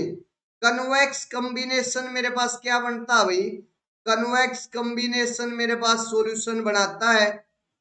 कन्वेक्स कॉम्बिनेशन का क्या मतलब है भाई, उनके जो मेरे पास कोऑर्डिनेट्स होते हैं उनका सम क्या होना चाहिए भाई, उसके लीनियर कॉम्बिनेशन में जो कोऑर्डिनेट्स होते हैं उनका सम मेरे पास 1 के बराबर आना चाहिए। ये मेरे पास कन्वेक्स कॉम्बिनेशन है। तो u और v अगर मेरे पास दो सॉल्यूशन है और इनका लीनियर कॉम्बिनेशन अगर दोबारा सॉल्यूशन बनना चाहता है तो मेरे पास क्या होना चाहिए भाई, कन्वेक्स कॉम्बिनेशन के अंदर होने चाहिए ये। और यहाँ मेरे पास क्या दे दिया, लैम्डा और 1 माइनस लैम्डा दे दिया भाई इसके कोफिशिएंट, एक तो लैम्डा है और एक है 1 माइनस लैम्डा, उनका ऐड करूंगा, उनको अगर मैं ऐड करूंगा तो मेरे पास क्या आएगी, 1 वैल्यू आएगी। That's clear my point, clear है सबको। तो यहां से lambda u plus 1 minus lambda v ये क्या बन गया, एक सॉल्यूशन बन गया भी, क्योंकि मेरे पास u और v क्या थे, सॉल्यूशन थे, और उनका जो कन्वेक्स कॉम्बिनेशन है वो मेरे पास सॉल्यूशन बनता है, और ये मेरे पास उसका क्या है, कन्वेक्स कॉम्बिनेशन ही है, तो ये मेरे पास क्या बन गया, सॉल्यूशन बन गया। और हर lambda belonging to R lambda पर तो डिपेंड ही नहीं कर रहा है मेरे पास ये। That's clear my point. तो यहां से ये मेरे पास क्या बन गया भाई, सॉल्यूशन बन गया। तो मेरे पास जो सेकंड ऑप्शन है वो क्या हो गया, करेक्ट हो गया। अच्छा भाई थर्ड में कह रहा है कि लैम्डा जब मेरे पास 0 और 1 के बीच में रहेगा तब ऐसा होगा, गलत बात भाई। लैम्डा तो मेरे पास कोई भी रियल नंबर हो सकता है, सिर्फ मुझे क्या चाहिए था, कन्वेक्स कॉम्बिनेशन चाहिए था। मुझे ये थोड़ी, देखिए ओनली व्हेन राइट कर रखा है, इस ओनली की वजह से ये ऑप्शन गलत हुआ भाई। कहीं आप लोग सोच जाओगी ये ऊपर वाला और ये वाला सेम तो है, लेकिन इसमें सिर्फ ओनली व्हेन ये वाला जो बोल दिया ना लास्ट में, ये वाली only when lambda greater than equal to 0 less than equal to 1, ये वाली जो बात बोल दी इसके लिए ये जो ऑप्शन है वो इनकोरेक्ट बना देगा इसको, क्योंकि लैम्डा तो मेरे पास पूरे आर में से कुछ भी हो सकता है, कोई भी रियल नंबर हो सकता है। That's clear my point, clear है भाई सबको। ये मेरे पास क्या हो गया, थर्ड ऑप्शन इनकरेक्ट हो गया भाई। फोर्थ ऑप्शन पर आइए। फोर्थ ऑप्शन में कह रहा है कि रैंक ऑफ ए अगर एन के बराबर है तो A x equal to B has at most one solution. अच्छा भाई अगर रैंक एन के बराबर हुआ और एन ही मेरे पास क्या है, उसके पास है वेरिएबल्स है, एन ही वेरिएबल्स हैं, और मेरे पास जो रैंक है वो भी एन के बराबर है, तो यहां से मेरे पास क्या हो गया कि कोई भी फ्री वेरिएबल नहीं होगा, कोई भी फ्री वेरिएबल नहीं होगा मेरे पास, ये बात हो गई। अब एक बात ध्यान दीजिए, ये मेरे पास A x equal to B non homogeneous system है, कहीं भी मेरे पास ये नहीं कह रखा कि उसका सॉल्यूशन ऑलवेज एग्जिस्ट करेगा, नॉन होमोजीनियस सिस्टम है। रैंक एन होने से मैं ये भी नहीं कह सकता कि इस नॉन होमोजेनियस सिस्टम का ऑलवेज मेरे पास है जो सॉल्यूशन है वो एग्जिस्ट कर जाएगा। क्यों, क्योंकि मेरे पास हो सकता है यहां से n less than equal to m आ जाएगा ना, जब रैंक मेरे पास n के बराबर हुआ तो n मेरे पास m से या तो उसके बराबर होगा या उससे छोटा होगा, अगर उससे स्ट्रिक्ट लेस हो गया तो मेरे पास कम से कम एक बी वेक्टर वहां नॉन जीरो वेक्टर एक बी मिल जाएगा उस सिस्टम के पास है, कि मेरे पास क्या हो जाए, नो सॉल्यूशन एग्जिस्ट कर जाएगा। That's clear my point. तो यहां से मेरे पास सिर्फ और सिर्फ तीन कंडीशन होती है भाई। या तो मेरे पास सॉल्यूशन यूनिक हो सकता है, या इनफाइनाइट हो सकता है, या नो सॉल्यूशन हो सकता है। मेरे पास किस बात की जो कंडीशन है वो कैंसल आउट हो गई भाई, कि मेरे पास जो एन है, रैंक अगर एन आ गया तो मेरे पास सिर्फ और सिर्फ एक पॉसिबिलिटी डिस्कनेक्ट हो गई। कौन सी भाई, कि मेरे पास कभी भी सॉल्यूशन इनफाइनाइट नहीं हो सकता। इनफाइनाइट नहीं हो सकता तो मेरे पास दो केस बच गए भाई। या तो वो मेरे पास वन हो सकता है, यूनिक हो सकता है, या मेरे पास वो क्या हो सकता है, नो सॉल्यूशन हो सकता है। ये दो ही केस बचे भाई। और या तो नो सॉल्यूशन में मेरे पास क्या आ जाएगा, कि उसके पास जीरो सॉल्यूशन एग्जिस्ट कर रहा है, कोई भी सॉल्यूशन एग्जिस्ट नहीं कर रहा। या फिर मेरे पास वन एग्जिस्ट किया किया तो इस बात को मैं क्या बोल सकता हूं, कि मेरे पास एटमोस्ट वन सॉल्यूशन एग्जिस्ट कर रहा है। That's clear my point. इस बात को मैं क्या बोल सकता हूं, कि मेरे पास सॉल्यूशन है तो वो एटमोस्ट वन सॉल्यूशन है, ज्यादा से ज्यादा एक है भाई, या तो एक भी नहीं है या एक है। That's clear my point. तो यहां से फोर्थ ऑप्शन भी क्या हो गया, करेक्ट हो गया भाई, इस एक्सप्लेनेशन से। तो इस क्वेश्चन का जो आंसर आया वो आया भाई second and fourth option. Second and fourth option है is the correct answer of this question. अगर इसमें आपको कोई डाउट लगा है, कोई कंफ्यूजन आया है, कोई दिक्कत लगी है, तो मेरे से आप लोग कमेंट सेक्शन में पूछ सकते हो भी। अदरवाइज फिर मैं नेक्स्ट प्रॉब्लम की तरफ मूव करूंगा भी, अगर आपको कोई डाउट कोई कंफ्यूजन नहीं है तो। और साथ ही साथ वीडियो को लाइक और शेयर करते रहिए भी, वीडियो को लाइक और शेयर करते रहिए। लाइक करने से आपकी प्रेजेंस का पता लगेगा, और शेयर करने से जो आपका फ्रेंड सर्कल है वो भी इस वीडियो का बेनिफिट उठा पाएगा। तो मेरे पास सेकंड एंड फोर्थ ऑप्शन तो करेक्ट हो गए भाई इसके। अब आगे बढ़ते हैं भाई। ये क्वेश्चन हो गया, इसमें आई थिंक किसी का कोई डाउट भी नहीं है, क्योंकि कोई कमेंट ही नहीं कर रहा तो डाउट भी नहीं है। मैं आगे चल रहा हूं भाई। नेक्स्ट क्वेश्चन मेरे पास ये आ गया भाई।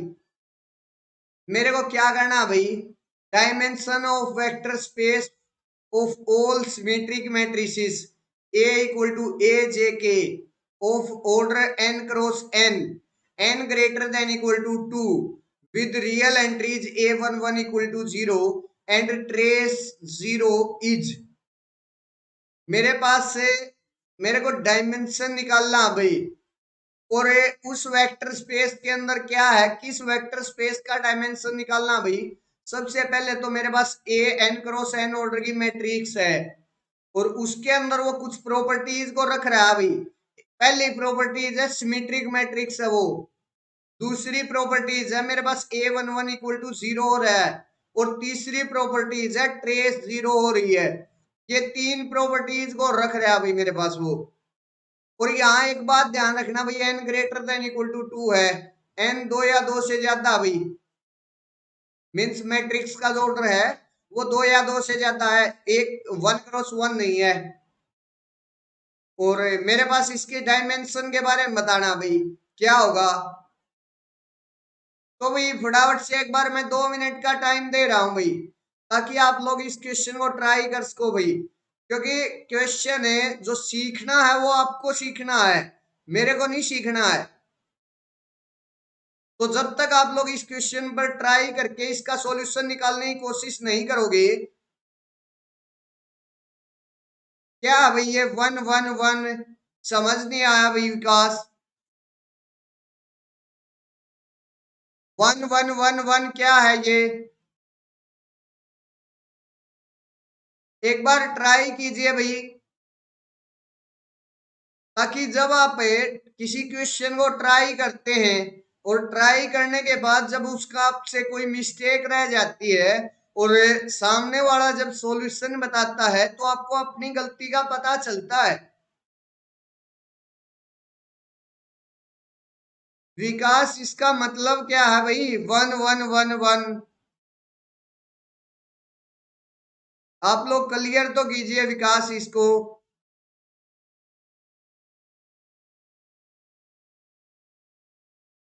इस बात को क्लियर कीजिए भाई विकास, अगर कोई डाउट है तो मेरे से पूछ लीजिए।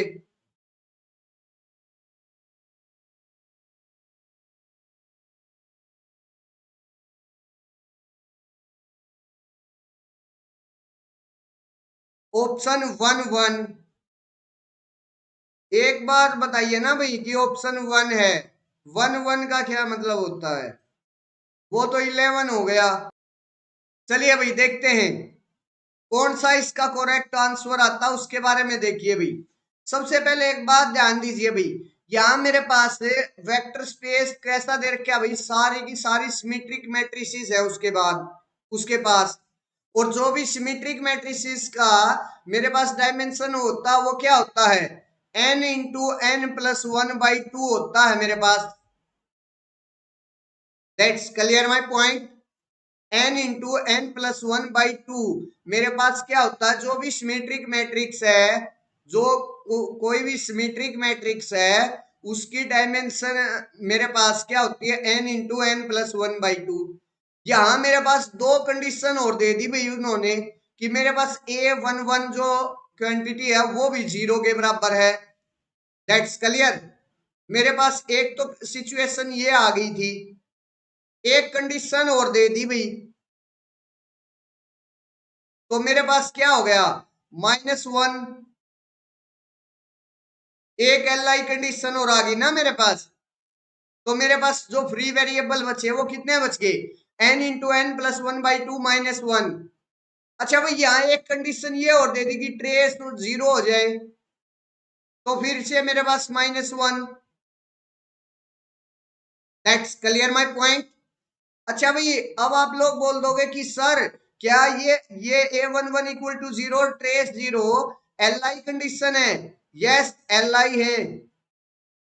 कैसे? मेरे पास जो मैट्रिक्स का ऑर्डर है वो 2 क्रॉस 2 होगा, और मेरे पास ए वन वन अगर ये जीरो है तो मेरे पास यहाँ के जो एलिमेंट है उसको भी जीरो होना पड़ेगा, उसको भी क्या होना पड़ेगा भाई, जीरो होना पड़ेगा, क्योंकि उनका दोनों का क्या है, सम जीरो है। एक तो मेरे पास ए वन वन जीरो है, और एक में मेरे पास क्या है, a one one plus a two two, ये जीरो के बराबर है।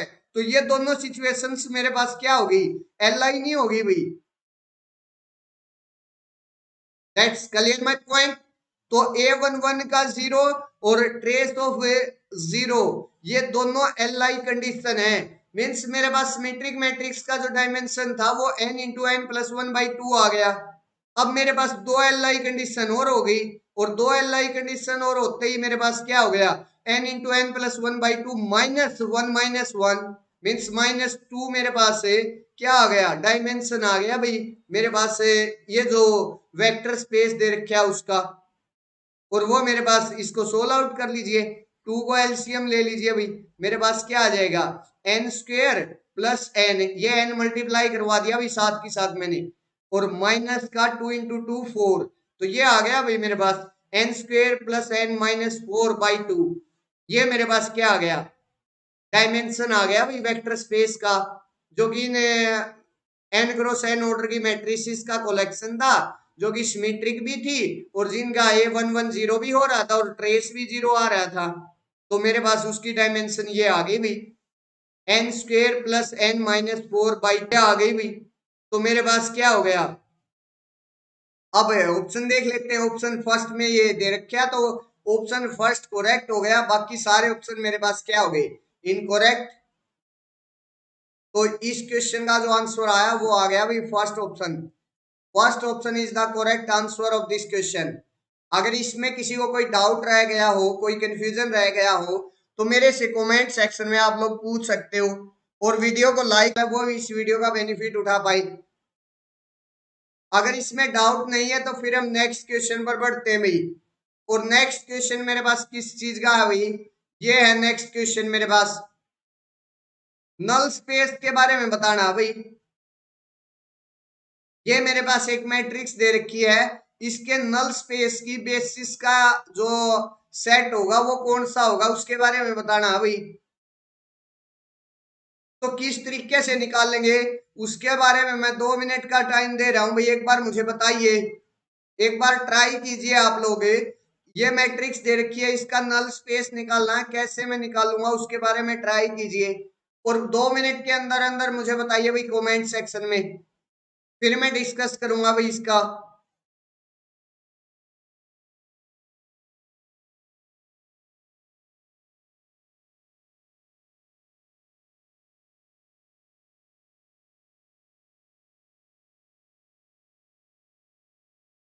क्या है मेरे पास ए, ये मैट्रिक्स दे दी भाई और उसके नल स्पेस की बेसिस के बारे में पूछ रहा है। क्या मेरे पास ये सेट होगा, ये सेट होगा, या ये सेट होगा, या ये सेट होगा? बेसिस का सेट बताना है भाई, तो फटाफट से बता दीजिए। फिर मैं बिल्कुल आसान आपको टेक्निक बताऊंगा कैसे चेक करते हैं। काफी स्टूडेंट्स इसी के अंदर कंफ्यूज हो जाते हैं भाई, उनको ये कंफ्यूजन हो जाता है हम नल स्पेस को की बेसिस के सेट को किस तरीके से फाइंड आउट करें। ओके विकास, ऑप्शन 3। अदर स्टूडेंट्स भी बता दीजिए भाई अगर आपका कोई आंसर आया है तो। फिर मैं डिस्कस करना स्टार्ट कर रहा हूं भाई। देखिए मेरे पास पता है क्या होता है, ये एक मैट्रिक्स दे रखी है भाई। क्या करना है, ये मेरे पास अगर वेक्टर इसके नल स्पेस में जाना चाहता है तो क्या कर लूं भाई। ठीक है विकास, मैंने पता कर लिया, आपका ऑप्शन 3 है, देख लिया मैंने, डिस्कस कर रहा हूं भाई अब मैं। देखिए भाई अगर ये वेक्टर मेरे पास नल स्पेस की बेसिस का एलिमेंट बन रहा है तो यहां से इस वेक्टर की और इस मैट्रिक्स की जो प्रोडक्ट है वो क्या आनी चाहिए, जीरो वेक्टर आनी चाहिए भाई मेरे पास, तभी ये उसके नल स्पेस में गया होगा। नल स्पेस की एक्चुअली डेफिनेशन क्या होती है, उसके अंदर वो वेक्टर जाते हैं जिसकी a इंटू एक्स में अगर करूं तो वो मेरे पास जीरो वेक्टर बन जाए। वो आर एन के वो वेक्टर जाते हैं मेरे पास एन क्रॉस एन ऑर्डर की मैट्रिक्स अगर हो उसके नल स्पेस में आर एन के वो वेक्टर जाते हैं जिसकी प्रोडक्ट में मैट्रिक्स के साथ करूं और वो मेरे पास जीरो वेक्टर देकर जाए। That's clear my point. तो क्या करना है, सिर्फ मेरे को अब एक ही बात चेक करनी है, अगर ये मेरे पास बेसिस का इसके नल स्पेस की बेसिस का वेक्टर बनेगा तो इसकी प्रोडक्ट मेरे पास इस मैट्रिक्स की प्रोडक्ट के साथ इस वेक्टर की जीरो आ जाए। अगर जीरो नहीं आती तो ये कभी भी नल स्पेस में नहीं जाएगा। That's clear. तो फटाफट से चेक कर लेते हैं। ये वेक्टर लिया भाई 1 0 0, प्रोडक्ट कीजिए भाई, मेरे पास क्या आएगा, first row first column means 3 into 1 3, plus में 6 इंटू 0 0, प्लस में 3 इंटू 0 0। ये तो मेरे पास पहला ही वेक्टर, क्या पहला ही है जो कोऑर्डिनेट है वो 3 के बराबर आ गया, तो ये वाला वेक्टर मेरे पास जीरो तो नहीं हो सकता, जीरो नहीं हो सकता। तो मेरे पास ये वेक्टर जो है वो किस में नहीं जा सकता, नल स्पेस में नहीं जा सकता भाई, नहीं जा सकता, तो ये वाला ऑप्शन इनकरेक्ट। अच्छा भाई नेक्स्ट में मेरे पास पहला ही वेक्टर 1 0 0 दे रखा था भाई और वो पहले ऑप्शन में मेरे पास किसके अंदर नहीं गया, इसके नल स्पेस के अंदर नहीं गया, नहीं गया तो सेकंड वाला ऑप्शन भी गलत, क्योंकि बेसिस का सेट अगर बनता है अगर ये बेसिस का सेट बनता है तो दोनों ये वाला भी और ये वाला भी, दोनों जो ये वेक्टर हैं वो उसके नल स्पेस में जाने चाहिए थे, लेकिन इनमें से पहला मेरे पास नल स्पेस में नहीं गया तो दूसरे के बारे में मैं चेक भी नहीं करूंगा क्योंकि ये मेरे पास क्या नहीं बन सकता, नल स्पेस की बेसिस का सेट नहीं बन सकता। थर्ड पर बात कीजिए भाई, थर्ड लेकर आइए अब, 2 - 1 0, प्रोडक्ट कीजिए भाई, यहां से आएगा मेरे पास 3 और माइनस, सॉरी 3 इंटू 2 6 और -6 और 3 into 0 0। That's clear. Second element मेरे पास क्या आ जाएगा, 2 इंटू 2 4, माइनस में 4 इंटू 1 4। नेक्स्ट एलिमेंट मेरे पास क्या आ जाएगा, 3 इंटू 2 6, माइनस में 2 6 इंटू 1 -6 और 4 इंटू 0 0, ये वेक्टर आ गया। और ये मेरे पास क्या है, जीरो वेक्टर है। जीरो वेक्टर है तो मेरे पास ये एलिमेंट, ये वेक्टर है किसके अंदर जाएगा, इसके नल स्पेस के अंदर जाएगा। That's clear my point. तो थर्ड ऑप्शन मेरा क्या हो गया, करेक्ट हो गया। अच्छा भाई अब फोर्थ पर और चेक कर लेते हैं भाई एक बार। फोर्थ में जब मैं चेक करने जाऊंगा तो मेरे पास ये वेक्टर इसके साथ प्रोडक्ट होगा, तो मेरे पास क्या आ जाएगा, यहां से 3 इंटू 0 0, 6 इंटू 3 18, प्लस में 3 इंटू 4 12, मीन्स मेरे पास पहला ही कोऑर्डिनेट नॉन जीरो आ गया, तो मेरे पास ये जो वेक्टर है वो नॉन जीरो आएगा। तो फोर्थ ऑप्शन भी क्या हो गया, इनकरेक्ट हो गया। तो इस क्वेश्चन का जो आंसर आया वो क्या आ गया, थर्ड ऑप्शन। थर्ड ऑप्शन आ गया भाई। अच्छा मैंने वो चेक क्यों किया था भाई, क्योंकि बेसिस यूनिक नहीं होती, बेसिस यूनिक नहीं होती। बेसिस के अंदर हाँ, जो मेरे पास वेक्टर्स हैं बेसिस के सेट के अंदर है, वो मेरे पास क्या बनते हैं, वो सेम नंबर होते हैं भाई। लेकिन उसका यूनिक होना कोई जरूरी नहीं है कि अकेला मेरे पास यही बेसिस हो जाए। इसका कोई भी स्केलर मल्टीप्लिकेशन वेक्टर ले लूंगा, उससे मैं अगर मैं बेसिस जनरेट करवा दूं, उससे मैं इसका नल स्पेस जनरेट करवा दूं, तो दैट्स क्लियर माय पॉइंट। इसलिए मैंने इसको चेक किया था भाई। तो यहां से मेरे पास थर्ड ऑप्शन करेक्ट आया भाई। अगर इसमें डाउट रहा, कंफ्यूजन रहा, तो मेरे कमेंट सेक्शन में आप लोग पूछ सकते हो।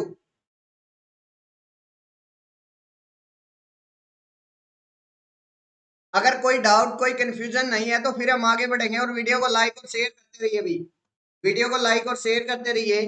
फिर हम नेक्स्ट प्रॉब्लम पर चलते हैं। नेक्स्ट प्रॉब्लम मेरे पास क्या है, ये दे रखी भाई नेक्स्ट प्रॉब्लम। मेरे पास P2R कोई भी पोलिनोमियल स्पेस है भाई with basis 1x(x²), then matrix representation of T from Px to Px minus P0 by x is, मेरे पास क्या दे दिया भाई, P2R कोई भी पोलिनोमियल स्पेस दे रखा है। P2R का क्या मतलब है भाई, मेरे पास सारी की सारी पोलिनोमियल है एटमोस्ट 2 डिग्री की, एटमोस्ट 2 डिग्री तक की सारी पोलिनोमियल्स हैं भाई मेरे पास। उसके बाद बेसिस दे दी भाई उसकी, स्टैंडर्ड बेसिस 1x(x²), और मेरे से मैट्रिक्स रिप्रेजेंटेशन पूछ रहा है भाई किसकी, कि पी एक्स इसके अंदर चेंज हो जाए भाई, P of x minus P of 0 divide by x, इसके अंदर चेंज हो जाए। और इस मीन्स जो पी एक्स की टर्म्स है ना, वो इसकी फॉर्म में चेंज हो जाए, और फिर वहां से जो मैट्रिक्स बनती है उसके बारे में बताइए भाई। तो एक बार तो मैं 2 मिनट का टाइम दे रहा हूं भाई, आप लोग ट्राई कीजिए, आपके अकॉर्डिंग जो आंसर बनता है उसके बारे में बताइए। अगर नहीं बन पाता तो फिर हम डिस्कस करेंगे भाई, अच्छे से डिस्कस करेंगे।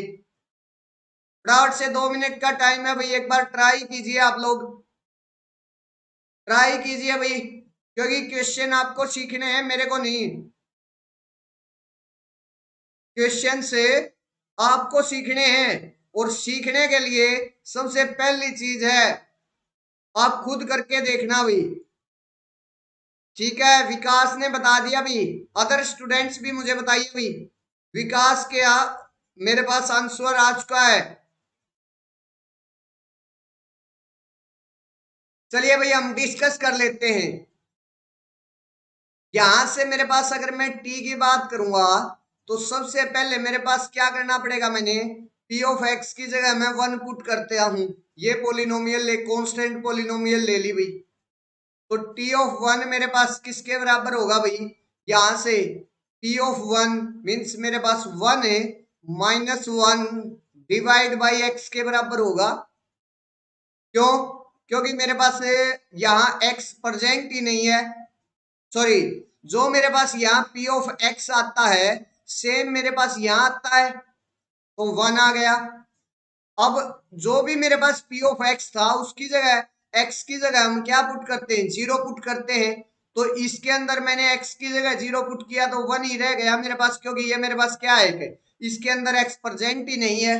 तो यहां से मेरे पास क्या आ गया, 1 माइनस 1/x आ गया। तो मेरे पास p ऑफ 1 की जो इमेज है वो क्या आई, 0 आ गई। अब इस 0 को किसके लीनियर कॉम्बिनेशन में राइट करूंगा भाई, 1x स्क्वायर, इसके लीनियर कॉम्बिनेशन में राइट करूंगा। और वो मेरे पास क्या बनेगा भाई, फर्स्ट कॉलम बनेगा, क्योंकि ये मेरे पास क्या बन गया भाई, अगर ये मेरे पास है जो भी कोफिशिएंट मैट्रिक्स बनती है उसका ट्रांसपोज मेरे पास मैट्रिक्स होती है। और कोफिशिएंट मैट्रिक्स में मेरे पास जो फर्स्ट रो आई वो क्या आ गई, 0 0 0। तो मेरे पास जो मैट्रिक्स आएगी टी की वो क्या आ जाएगी, उसका फर्स्ट कॉलम 0 0 0 होगा। अब बात कीजिए भाई नेक्स्ट, टी ऑफ एक्स लेकर आइए। टी ऑफ एक्स में मेरे पास यहाँ क्या आएगा, यहाँ मेरे पास से पहले तो पी ऑफ एक्स पुट होगा, एक्स आ गया, माइनस एक्स की जगह 0 पुट करूंगा तो -0 हो जाएगा मेरे पास, divide by x as it is. तो यहाँ से x बाई एक्स मेरे पास किसके बराबर आ गया, 1 के बराबर वैल्यू आ गई। अब इस 1 का लीनियर कॉम्बिनेशन राइट कीजिए भाई, 1x स्क्वायर के अंदर। तो 1 का कोफिशिएंट तो 1 आ जाएगा, बाकी दोनों का जो कोफिशिएंट है वो 0 आ जाएगा। तो यहां से मेरे पास क्या आ गया, अब वो सेकंड कॉलम बढ़ेगा भाई मेरे पास, जो कोफिशिएंट मैट्रिक्स है वो उसका जो सेकंड रो होती है उसका ट्रांसपोज करने पर मेरे पास सेकंड कॉलम बढ़ जाता है। तो मेरे पास यहाँ से 1 0 0 ये सेकंड कॉलम आ गया भाई ओरिजिनल मैट्रिक्स का। अब एक्स स्क्वेयर पुट कर दीजिए भाई, तो यहां से मेरे पास क्या आ जाएगा, ये एक्स स्क्वेयर बन जाएगा, ये -0 और ये एक्स आ जाएगा। तो यहां से x कैंसल आउट हो गया, एक x आ गया। और अब इसका दोबारा से लीनियर कॉम्बिनेशन में राइट करेंगे तो मेरे पास क्या आ जाएगा, 0 1 0 आ जाएगा।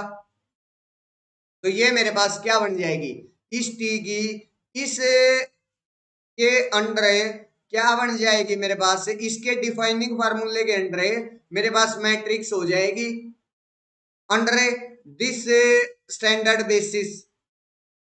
That's clear my point. तो इस क्वेश्चन का जो आंसर आएगा आप मैच कर लीजिए, वो सेकंड ऑप्शन ही करेक्ट होगा।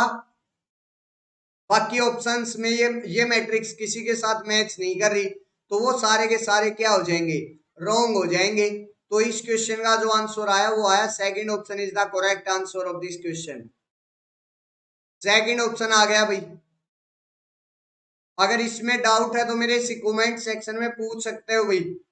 अगर इस क्वेश्चन में किसी को कोई डाउट है, कोई कंफ्यूजन है तो मेरे से कमेंट सेक्शन में पूछ सकते हो। अदरवाइज फिर मैं नेक्स्ट क्वेश्चन पर चलता हूं भाई। नेक्स्ट क्वेश्चन मेरे पास क्या है उस पर बात करते हैं फिर।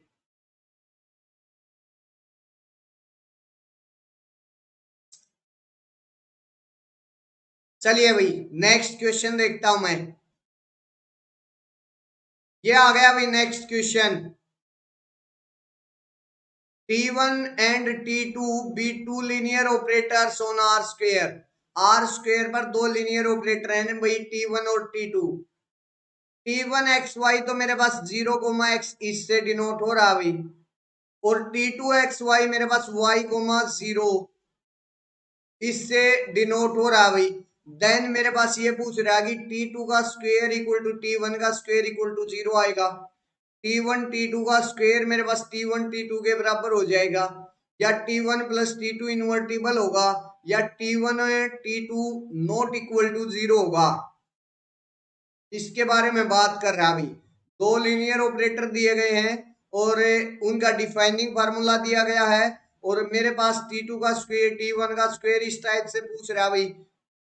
यहाँ मेरे पास क्या पूछ रहा है, T1 T2 का स्क्वायर मेरे पास T1 T2 के मीन से उनकी कंपोजिशन करने के बाद वो मेरे पास इनवॉल्यूटरी हो जाएगा क्या, सॉरी आइडम्पोटेंट हो जाएगा क्या।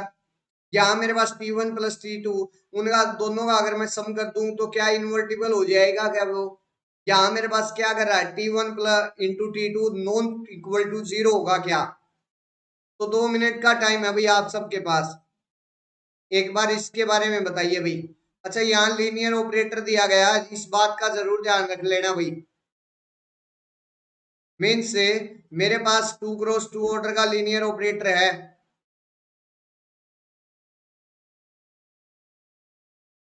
तो यहां से 2 मिनट का टाइम है, आप लोग एक बार ट्राई कीजिए और जो आंसर आपका बनता है उसके बारे में बताइए भाई। कम से कम भी 2 घंटे क्लास चलेगी भाई, अभी तक तो 1 ही घंटा हुआ होगा। तो फटाफट से भाई वीडियो को लाइक और शेयर करते रहिए, साथ के साथ इस क्वेश्चन का आंसर भी दीजिए भाई। क्या आंसर बनेगा इस क्वेश्चन का उसके बारे में भी बताते रहिए मुझे। कमेंट सेक्शन डालिए भाई, कमेंट सेक्शन में कमेंट डालिए, फिर मैं डिस्कस करूंगा भाई।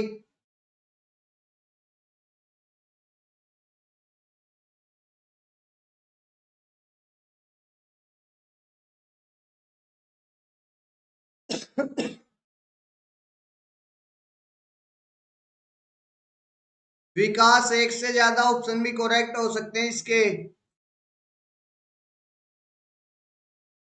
विकास, एक से ज्यादा ऑप्शन भी करेक्ट हो सकते हैं, हो सकता है ये सी पार्ट का क्वेश्चन हो। आप लोगों को एक बार जरूर देख लेना चाहिए भाई इसके बारे में।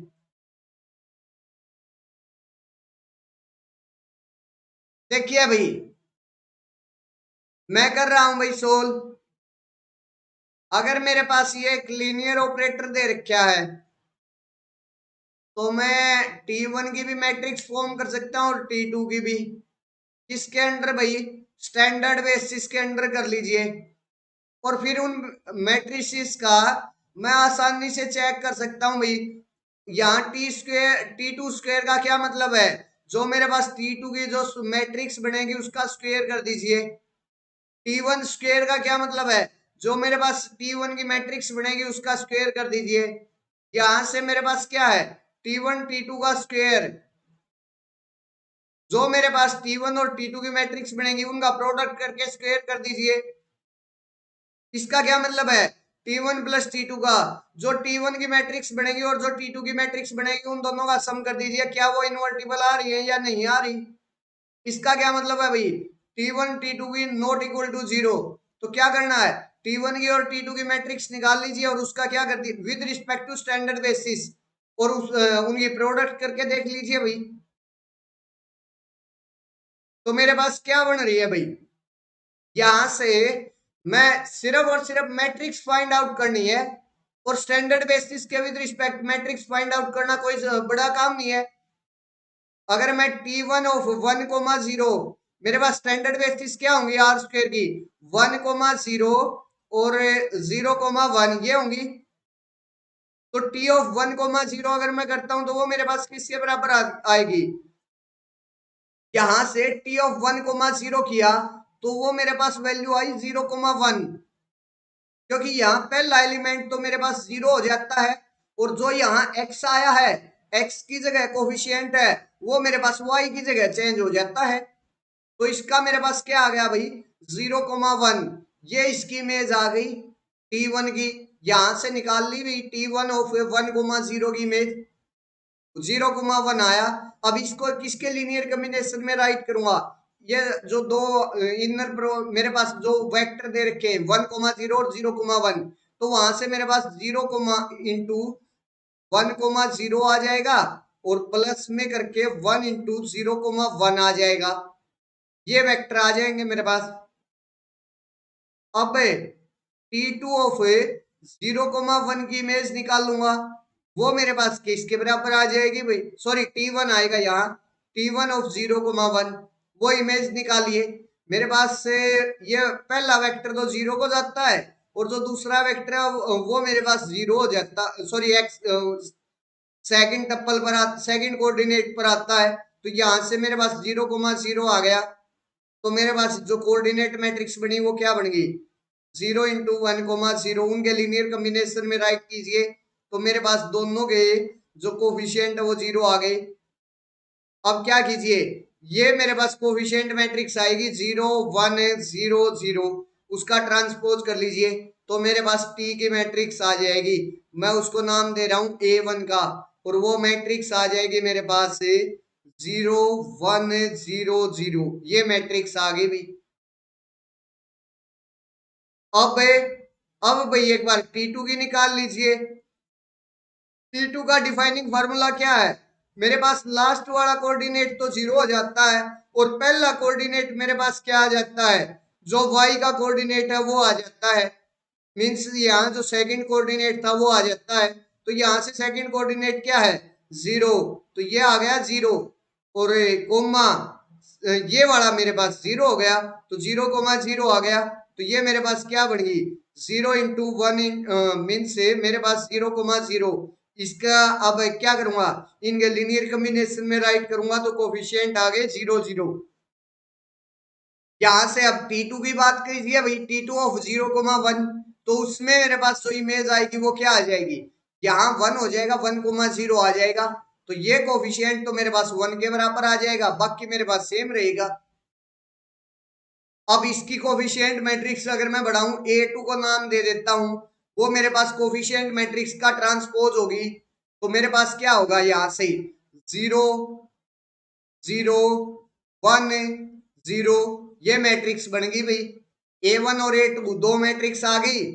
अब ऑप्शंस पर आइए भाई, फटाफट मैं बता देता हूं कौन सा क्या आएगा, उसके बारे में फटाफट से बात कर लेते हैं। पहले ऑप्शन में क्या कह रहा है कि मेरे पास T2 का जो स्क्वायर है वो मेरे पास T1 का सॉरी T2 का स्क्वायर T1 का स्क्वायर 0 आएगा। यहां से आप लोग क्लियरली देख सकते हो, अगर मैं A1 का स्क्वायर करूंगा तो वो भी मेरे पास क्या आएगा? 0 मैट्रिक्स, क्योंकि वो मेरे पास निलपोटेंट मैट्रिक्स है। ये भी मेरे पास 0 मैट्रिक्स आएगा। That's clear my point. तो यहां से फर्स्ट ऑप्शन मेरे पास करेक्ट हो गया। दूसरे ऑप्शन पर आइए भाई, मेरे पास क्या है? A1 और इंटू A2 का प्रोडक्ट कीजिए भाई। A1 इंटू A2 मेरे पास क्या है? 0 0 1 0 और यहां से 0 1 0 0। जब मैं प्रोडक्ट करूंगा तो मेरे पास क्या आएगा? मेरे पास 0 इंटू 0 0, ये 0 आ गया। यहां से ये एलिमेंट 0 आ गया। ये मेरे पास क्या आ गया? ये पूरा 0 हो गया और ये मेरे पास क्या आ गया? 1 के बराबर आ गया। A1 A2 ये वेक्टर ये मैट्रिक्स आ गई। अब इसका स्क्वायर कीजिए भाई। इसका स्क्वायर मेरे पास इसी मैट्रिक्स के बराबर आएगा, आप लोग क्लियरली चेक कर सकते हो। प्रोडक्ट कर लीजिए, 0 0 0 1 प्रोडक्ट कीजिए भाई। मेरे पास यहां से क्या आएगा? 0 वेक्टर, यहां से मेरे पास 0, ये मेरे पास 0। लेकिन जब मैं 0 1 और 0 1 की प्रोडक्ट करूंगा तो वहां से 1 आ जाएगा। तो मेरे पास ये सेम मैट्रिक्स आ गई। तो सेकंड ऑप्शन भी मेरा क्या हो गया? करेक्ट। थर्ड ऑप्शन पर बात कीजिए भाई, A1 प्लस A2 कीजिए। A1 प्लस A2 इनके बीच में प्लस लगाइए तो मेरे पास ये मैट्रिक्स बन जाएगी 0 1 1 0। और ये मैट्रिक्स मेरे पास क्या होती है? इनवर्टिबल, क्योंकि इसकी आइगन वैल्यूज मेरे पास क्या आती हैं? 1 - 1 आती हैं। तो यहां से थर्ड ऑप्शन भी करेक्ट हो गया।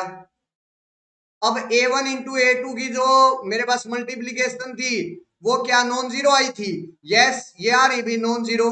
0 0 0 1 ये आई है। तो यहां से मेरे पास जो फोर्थ ऑप्शन है वो भी करेक्ट हो गया।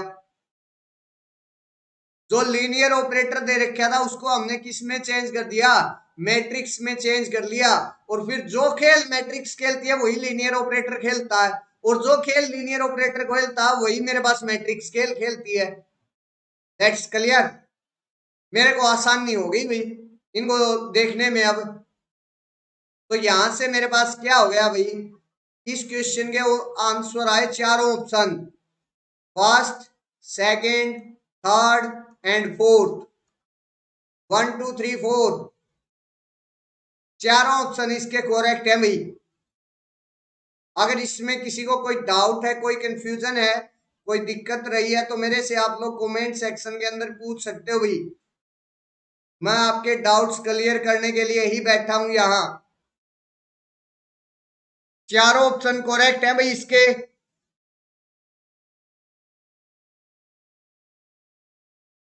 क्लियर है सबको? अगर क्लियर है तो फिर मैं आगे बढ़ूं भाई, एक बार मुझे कमेंट सेक्शन में बताइए।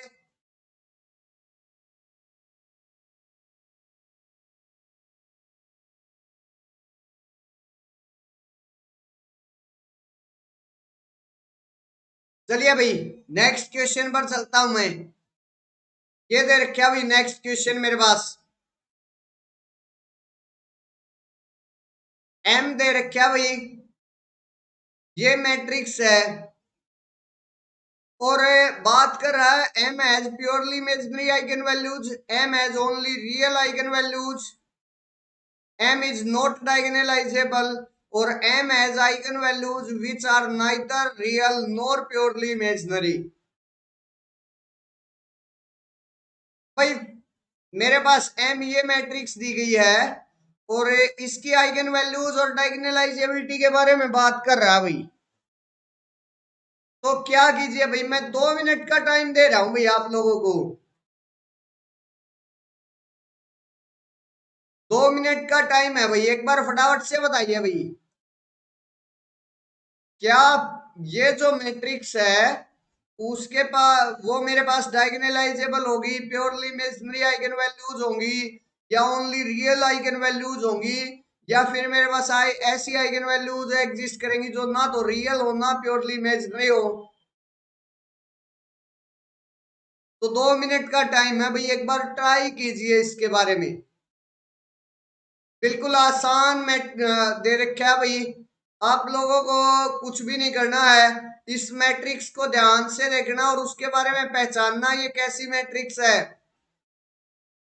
और उसकी जब कभी भी 3x3 से ज्यादा ऑर्डर की मैट्रिक्स आती है तो ऑलवेज वहां मेरे पास एक फॉर्मूला बड़ा मिलेगा भाई, क्योंकि 3x3 ऑर्डर तक की जो मैट्रिक्स होती है उसकी आइगन वैल्यूज तो हम इजिली निकाल लेते हैं।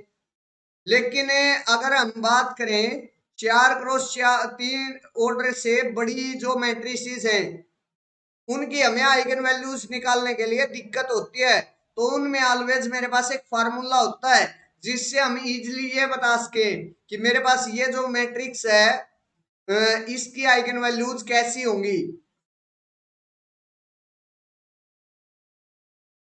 चलिए भाई हम डिस्कस कर लेते हैं, विकास का तो आंसर आ गया भाई, बाकी स्टूडेंट्स अगर देना चाहें तो दे सकते हैं भाई आंसर। ठीक है विकास, आपने बता दिया भाई ऑप्शन 2 है। चलिए भाई मैं डिस्कस कर लेता हूं एक बार, क्या यही आंसर बनता है क्या।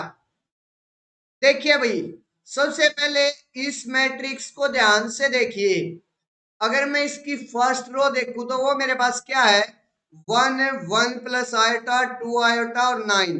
अच्छा उससे पहले मैं एक बार डायगोनल एंट्रीज देख लेता हूं भाई, डायगोनल एंट्रीज मेरे पास क्या है, डायगोनल एंट्रीज है रियल। अच्छा उसके बाद यहाँ तो 1 प्लस आयोटा है, यहाँ मेरे पास 1 माइनस आयोटा है, यहाँ 2 आयोटा, यहाँ -2 आयोटा और यहाँ 9 है, यहाँ भी 9 है। तो आप लोगों को यहां से हर्मिशियन मैट्रिक्स की याद नहीं आ रही भाई, हर्मिशियन मैट्रिक्स,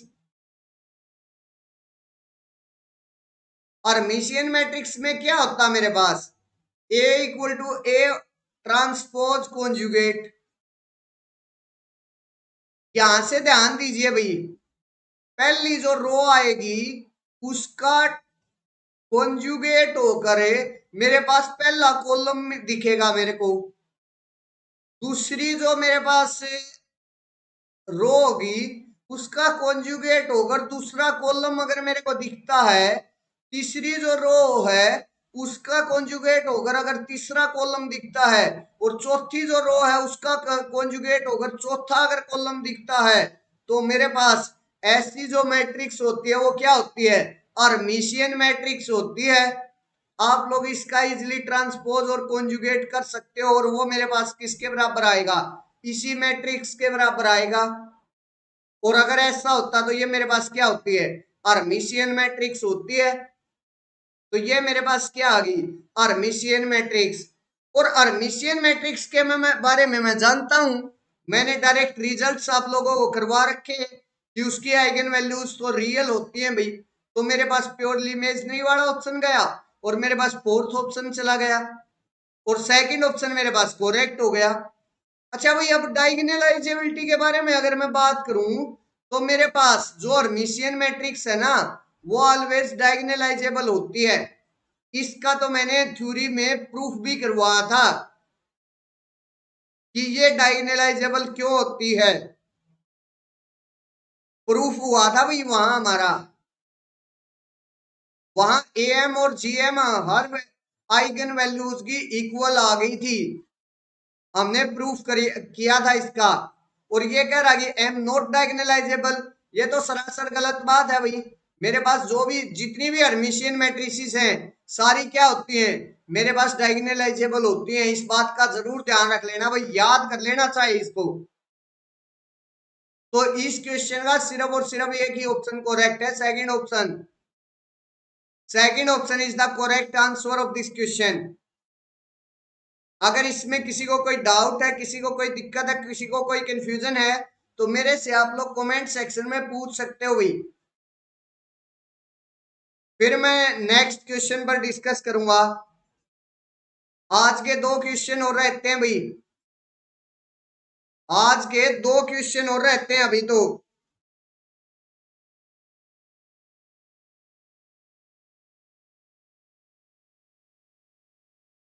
चलिए भाई, अगर इसमें कोई डाउट हो तो पूछ लीजिए, अदरवाइज आगे बढ़ते हैं भाई।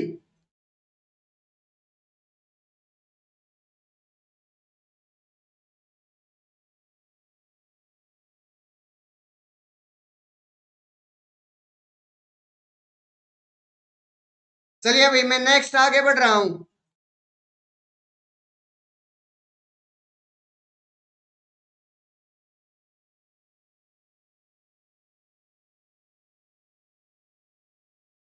ये आ गया भाई नेक्स्ट क्वेश्चन मेरे पास। ए कोई भी एन क्रॉस एन ऑर्डर की real symmetric non singular matrix है। Suppose there exists x belonging to Rn such that x transpose Ax less than 0. Then we can conclude that determinant of A less than 0, B equal to minus A is positive definite. There exists y belonging to Rn such that y transpose A inverse y equal less than 0. For all y belonging to Rn, y transpose A inverse y less than 0. मेरे पास ये क्या दे दिया भाई, कोई भी real symmetric non singular matrix दे दी और उसके बारे में बात कर रहा है भाई। मेरे पास determinant of A zero less than zero होगा, B equal to minus A कर दिया तो मेरे पास पॉजिटिव डेफिनेट बन जाएगी। वो मेरे पास अगर यहाँ दे एक वाई ऐसा एग्जिस्ट करेगा, y transpose A inverse y अगर मैं करूँ तो वो लेस देन जीरो आ जाएगी वैल्यू। यहाँ मेरे पास for all y belonging to R n के लिए y transpose A inverse y less than zero रहेगा। ये बात कर रहा भाई मेरे से। तो भाई एक बार 2 मिनट का मैं टाइम दे रहा हूँ भाई, अच्छा क्वेश्चन है। आप लोगों को इसके बारे में पता होना चाहिए भाई। तो 2 मिनट का टाइम है भाई, इसके बारे में जरूर ट्राई कीजिएगा।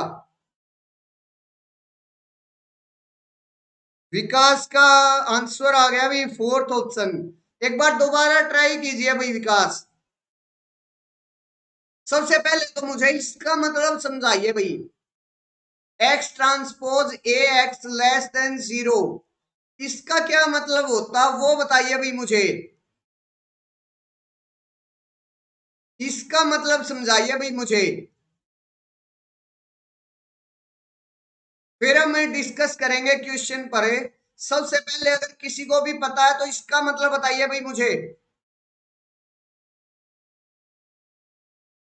ये एक इंपॉर्टेंट चीज है यहां।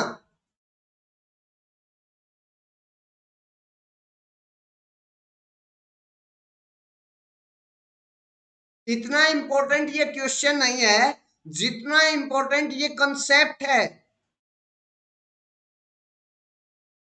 इतना इंपॉर्टेंट ये क्वेश्चन नहीं है जितना इंपॉर्टेंट इसके अंदर जो कंसेप्ट यूज हो रहा है वो है।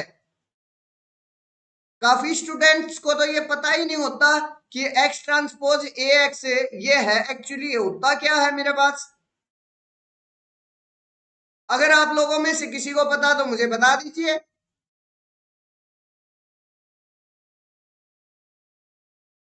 बताइए भाई कमेंट सेक्शन में, मैं वेट कर रहा हूं।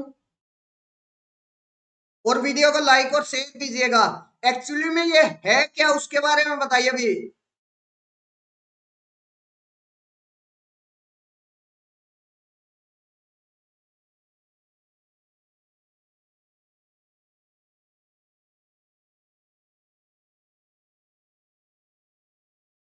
विकास ये नेगेटिव डेफिनेट नहीं है भाई।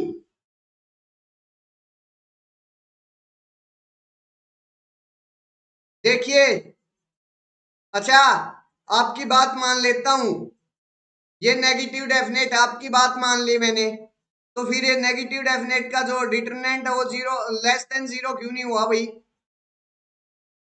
अच्छा, अगर मैंने माइनस ए कर दिया था वहां तो वो पॉजिटिव डेफिनेट क्यों नहीं बना भाई। सिर्फ आपने क्या बोला, फोर्थ ऑप्शन करेक्ट होगा, ऐसा क्यों बोल दिया भाई। एक्चुअली में समझिए भाई, मेरी बात समझिए। एक्चुअली में ये पता क्या है, क्यू ऑफ एक्स कोई भी क्वाड्रेटिक फॉर्म होती है उसको हम राइट कैसे करते हैं, एक्स ट्रांसपोज ए एक्स, इस तरीके से हम राइट करते हैं। और अगर किसी वेक्टर के लिए मेरे पास Q x less than zero आ रहा है, लेस देन जीरो आ रहा है, तो मेरे पास क्या इसका मतलब पता क्या है कि वहां से मेरे पास से कम एक आइगन वैल्यू किसकी, इस क्वाड्रेटिक फॉर्म से जो मैट्रिक्स बनेगी, जो ए बनेगी, उसकी कम से कम एक आइगन वैल्यू मेरे पास नेगेटिव होगी। अगर मेरे पास यहाँ Q x equal to zero आ रहा है तो वो मेरे पास जो क्वाड्रेटिक फॉर्म होती है वो जीरो क्वाड्रेटिक फॉर्म होती है। नेक्स्ट, अगर यहाँ Q x greater than zero आ रहा है किसी एक्स के लिए, मेरे पास किसी एक्स के लिए Q x greater than zero आ रहा है, तो वहां से इस सिमेट्रिक मैट्रिक्स की जो कम से कम एक आइगन वैल्यू मेरे पास क्या होगी, पॉजिटिव होगी। एक्चुअली में एक्स ट्रांसपोज ए एक्स ये मेरे पास एक क्वाड्रेटिक फॉर्म को डिनोट करता है। किसको डिनोट करता भाई, एक क्वाड्रेटिक फॉर्म को डिनोट करता है। और वो फिर मेरे पास greater than zero less than zero वो दिखाता कि जो मैट्रिक्स ए है वो मेरे पास पॉजिटिव डेफिनेट है, नेगेटिव डेफिनेट है, सेमी डेफिनेट है, इनडेफिनेट है, इसके बारे में।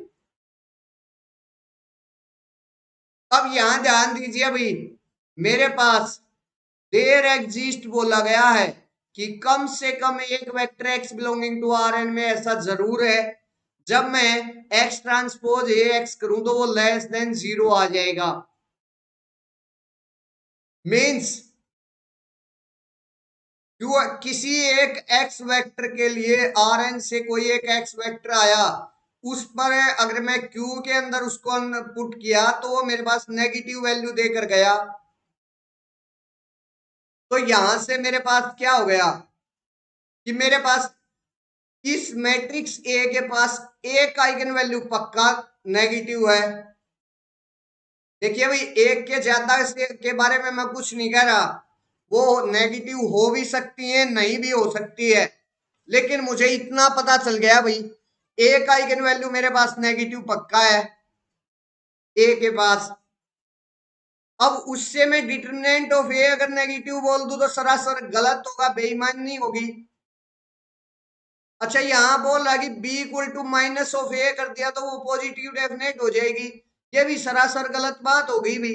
मेरे को तो सिर्फ और सिर्फ एक आइगन वैल्यू के बारे में पता कि वो नेगेटिव है, बाकी सारी आइगन वैल्यू तो अगर मेरे पास पॉजिटिव होगी और फिर मैंने माइनस ए किया तो वहां से मेरे पास वो पॉजिटिव डेफिनेट कहाँ बनी, कम से कम मेरे पास से एक आइगन वैल्यू ही पॉजिटिव बनी, बाकी सारी नेगेटिव नहीं हो जाएंगी, तो वो मेरे पास पॉजिटिव डेफिनेट भी नहीं हुआ है। के बारे में मैं श्योर नहीं हूं कि हो सकता या नहीं हो सकता। अब फोर्थ ऑप्शन, थर्ड ऑप्शन पर आइए भाई। थर्ड ऑप्शन में कह रहा कि there exist y belonging to R n y transpose A inverse y less than 0। Means कम से कम ए इनवर्स के पास पक्का एक नेगेटिव आइगन वैल्यू होगी। यस, पक्का एक नेगेटिव आइगन वैल्यू होगी। क्यों? ए इनवर्स के पास से अगर आइगन वैल्यू होती है तो मेरे पास से वो क्या, अगर मेरे पास लैम्डा ए की आइगन वैल्यू है तो 1/λ क्या होती है? ए इनवर्स की आइगन वैल्यू होती है। अगर लैम्डा मेरे पास नेगेटिव है तो 1/λ भी तो नेगेटिव है। समझ आई बात है? 1/λ भी तो मेरे पास नेगेटिव है। तो यहां से मेरे पास अगर ए के पास कम से कम एक नेगेटिव आइगन वैल्यू है तो मेरे पास ए इनवर्स के पास भी एक कम से कम एक आइगन वैल्यू तो नेगेटिव होगी। तो मेरे पास वहां कम से कम एक वेक्टर ऐसा जरूर एग्जिस्ट करेगा आर एन से, जिसमें मैं y transpose A inverse y लूं तो उसकी वैल्यू लेस देन 0 आ जाएगी। तो यहां से मेरे पास जो थर्ड ऑप्शन है वो क्या हो गया? करेक्ट नहीं हो गया भाई। अच्छा, फोर ऑल के लिए मैं नहीं कह सकता भाई, कुछ भी नहीं कह सकता फोर ऑल के लिए। तो मेरे पास यहाँ सिर्फ और सिर्फ देर एग्जिस्ट दे रखा था। अगर यहाँ फोर ऑल दिया होता तब मैं फोर ऑल के लिए बोल पाता, लेकिन यहाँ तो मेरे पास देर एग्जिस्ट दे रखा, इस कारण मैंने फोर ऑल के लिए नहीं बोल पाया। That's clear my point. Actually में ये नेगेटिव डेफिनेट नहीं है। यहाँ इस देर एग्जिस्ट सिर्फ एक वेक्टर मेरे पास लेस देन 0 होने से, एक वेक्टर पर मेरे पास जो सिमेट्रिक मैट्रिक्स है उसकी वैल्यू नेगेटिव होने से मैं नेगेटिव डेफिनेट थोड़ी बोल दूंगा। और एक वेक्टर के लिए मेरे पास नेगेटिव चाहिए उसकी वैल्यू। क्लियर है सबको? तो इसका जो ऑप्शन आया भाई, third option is the correct answer of this question. Third option आया भाई करेक्ट। अगर इसमें किसी को कोई डाउट है, कोई कंफ्यूजन है तो मेरे कमेंट सेक्शन में पूछिए भाई। अगर इसमें किसी को कोई डाउट, कोई दिक्कत है तो मेरे कमेंट सेक्शन में पूछिए। अदरवाइज नेक्स्ट क्वेश्चन पर बात कीजिए भाई। नेक्स्ट क्वेश्चन आज का लास्ट क्वेश्चन है भाई। लास्ट क्वेश्चन है। मेरे पास क्या दे रखा है? एन कोई भी पॉजिटिव इंटीजर दे रखा है भाई। एफ कोई भी मेरे पास नॉन एम्प्टी प्रॉपर सबसेट दे रखा है भाई, 1 2 एन ये आ रहे हैं भाई उसके अंदर। उसके बाद डिफाइन एक इनर प्रोडक्ट डिफाइन कर दिया भाई ओवर एफ। जो ये वाला एफ है उसके ऊपर मेरे पास एक इनर प्रोडक्ट डिफाइन कर दिया भाई। क्या है मेरे पास? समेशन के बिलोंगिंग टू एफ एक्स के वाई के जो है इसके अंदर लाई कर रहा भाई मेरे पास, और एक्स के इंटू वाई के इसका समेशन है मेरे पास। तो यहां से x equal to x1 x2 xn, y equal to y1 y2 yn belonging to R n हो गया भाई। अब मेरे पास जो t है वो मेरे पास x belonging to R n से आ रहा है, और वो x belonging to R n है t के अंदर है, जिनका खुद के साथ इनर प्रोडक्ट मेरे पास 0 के बराबर आ रहा है।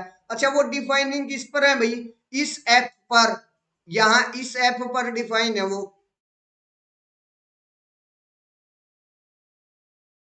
उनका डिफाइनिंग फार्मूला ये दे रखा भाई मेरे पास।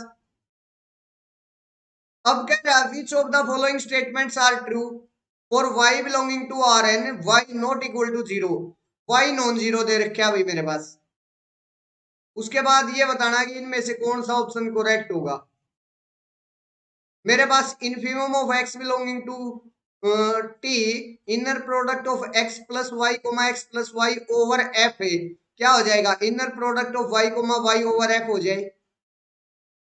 नेक्स्ट कह रहा है कि supremum of x belonging to inner product of x plus y comma x plus y over F है, मेरे पास inner product of y comma y over F हो जाए। जस्ट ये एक नोटेशन दे रखी है भाई, और ये कह रहा है कि इनका इनफिमम है इनके इनर प्रोडक्ट का, और सुप्रीमम वो मेरे पास किसके बराबर होगा या किसके बराबर नहीं होगा, किससे छोटा होगा किससे बड़ा होगा। जस्ट उसके बारे में बात कर रहा है। That's clear my point. तो यहां से एक बात ध्यान दीजिए भाई,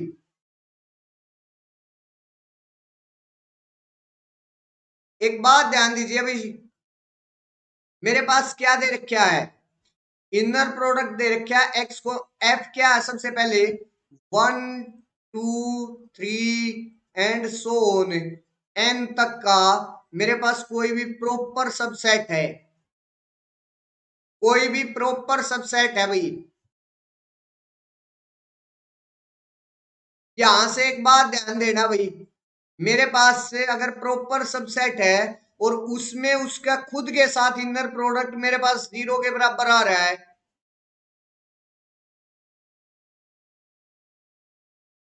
तो मेरे पास यहां से 0 0 0 जीरो वेक्टर का ही इनर प्रोडक्ट 0 के बराबर आता है।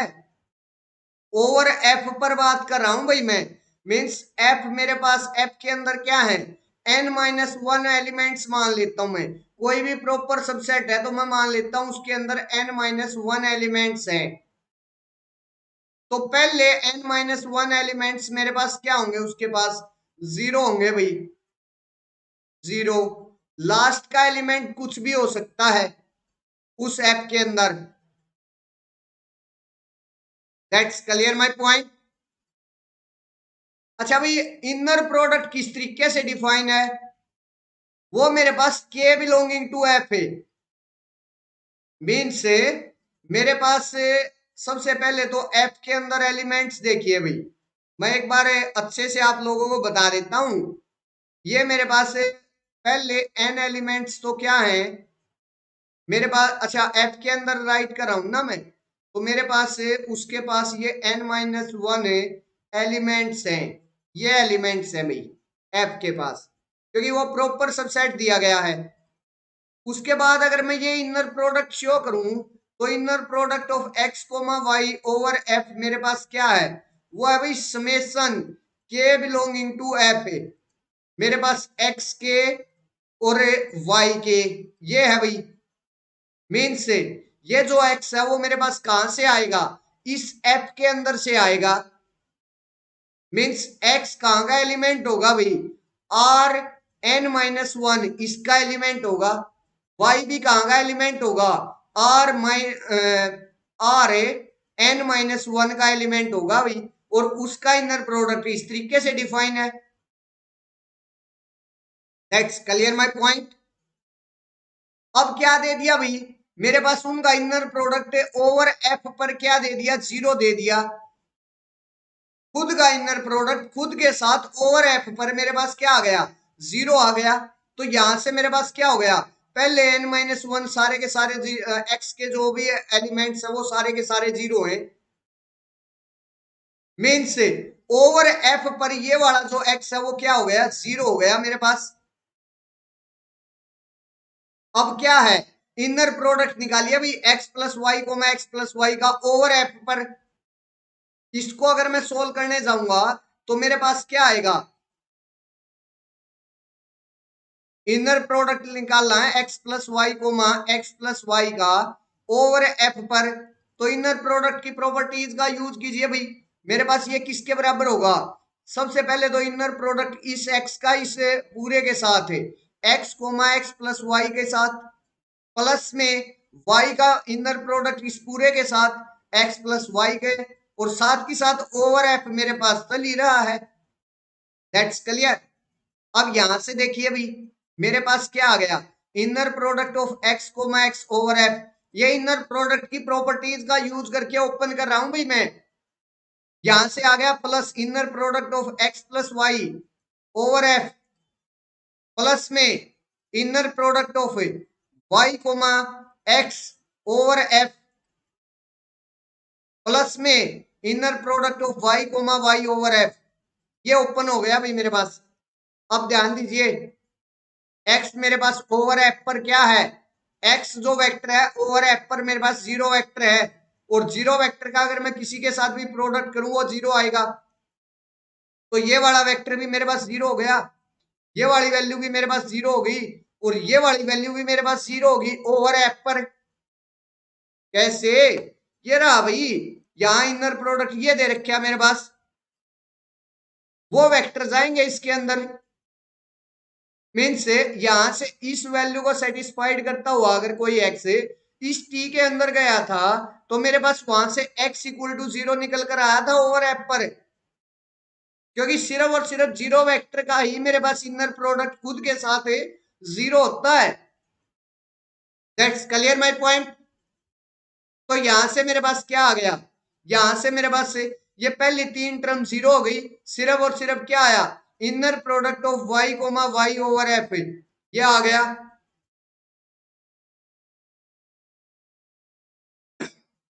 That's clear my point. अब ये वैल्यू मेरे पास क्या है, inner product of y comma y over F, ये मेरे पास इनर प्रोडक्ट आ गया। अब इसका सुप्रीमम भी यही है, इन्फीमम भी यही है, तो मेरे पास क्या हो गया, first option second option correct हो गई, थर्ड ऑप्शन और फोर्थ ऑप्शन इनकरेक्ट हो गई। सिर्फ और सिर्फ एक नोटेशन थी, वो समझना जरूरी था भाई आप लोगों को। अगर इसमें किसी को कोई डाउट है, कोई कंफ्यूजन है, तो मेरे से कमेंट सेक्शन में आप लोग पूछ सकते हो भाई। इस क्वेश्चन का आया first and second option correct, first and second option is the correct answer of this question. अगर इसमें डाउट है तो मेरे से कमेंट सेक्शन में पूछ लीजिए भाई, अदरवाइज मैं आज के सेशन का एंड कर रहा हूं भाई।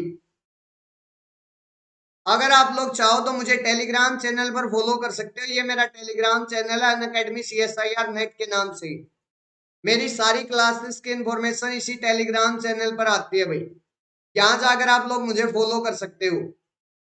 अगर आपको मेरा ये क्विज कॉन्टेस्ट अच्छा लगा तो प्लीज वीडियो को लाइक जरूर कीजिए भाई, वीडियो को शेयर कीजिए और साथ ही साथ चैनल को भी सब्सक्राइब कर लीजिए और बेल आइकन भी प्रेस कर लीजिए, ताकि मेरी जो न्यू कमिंग वीडियो है उसका भी नोटिफिकेशन आप तक जल्द से जल्द पहुंच जाए।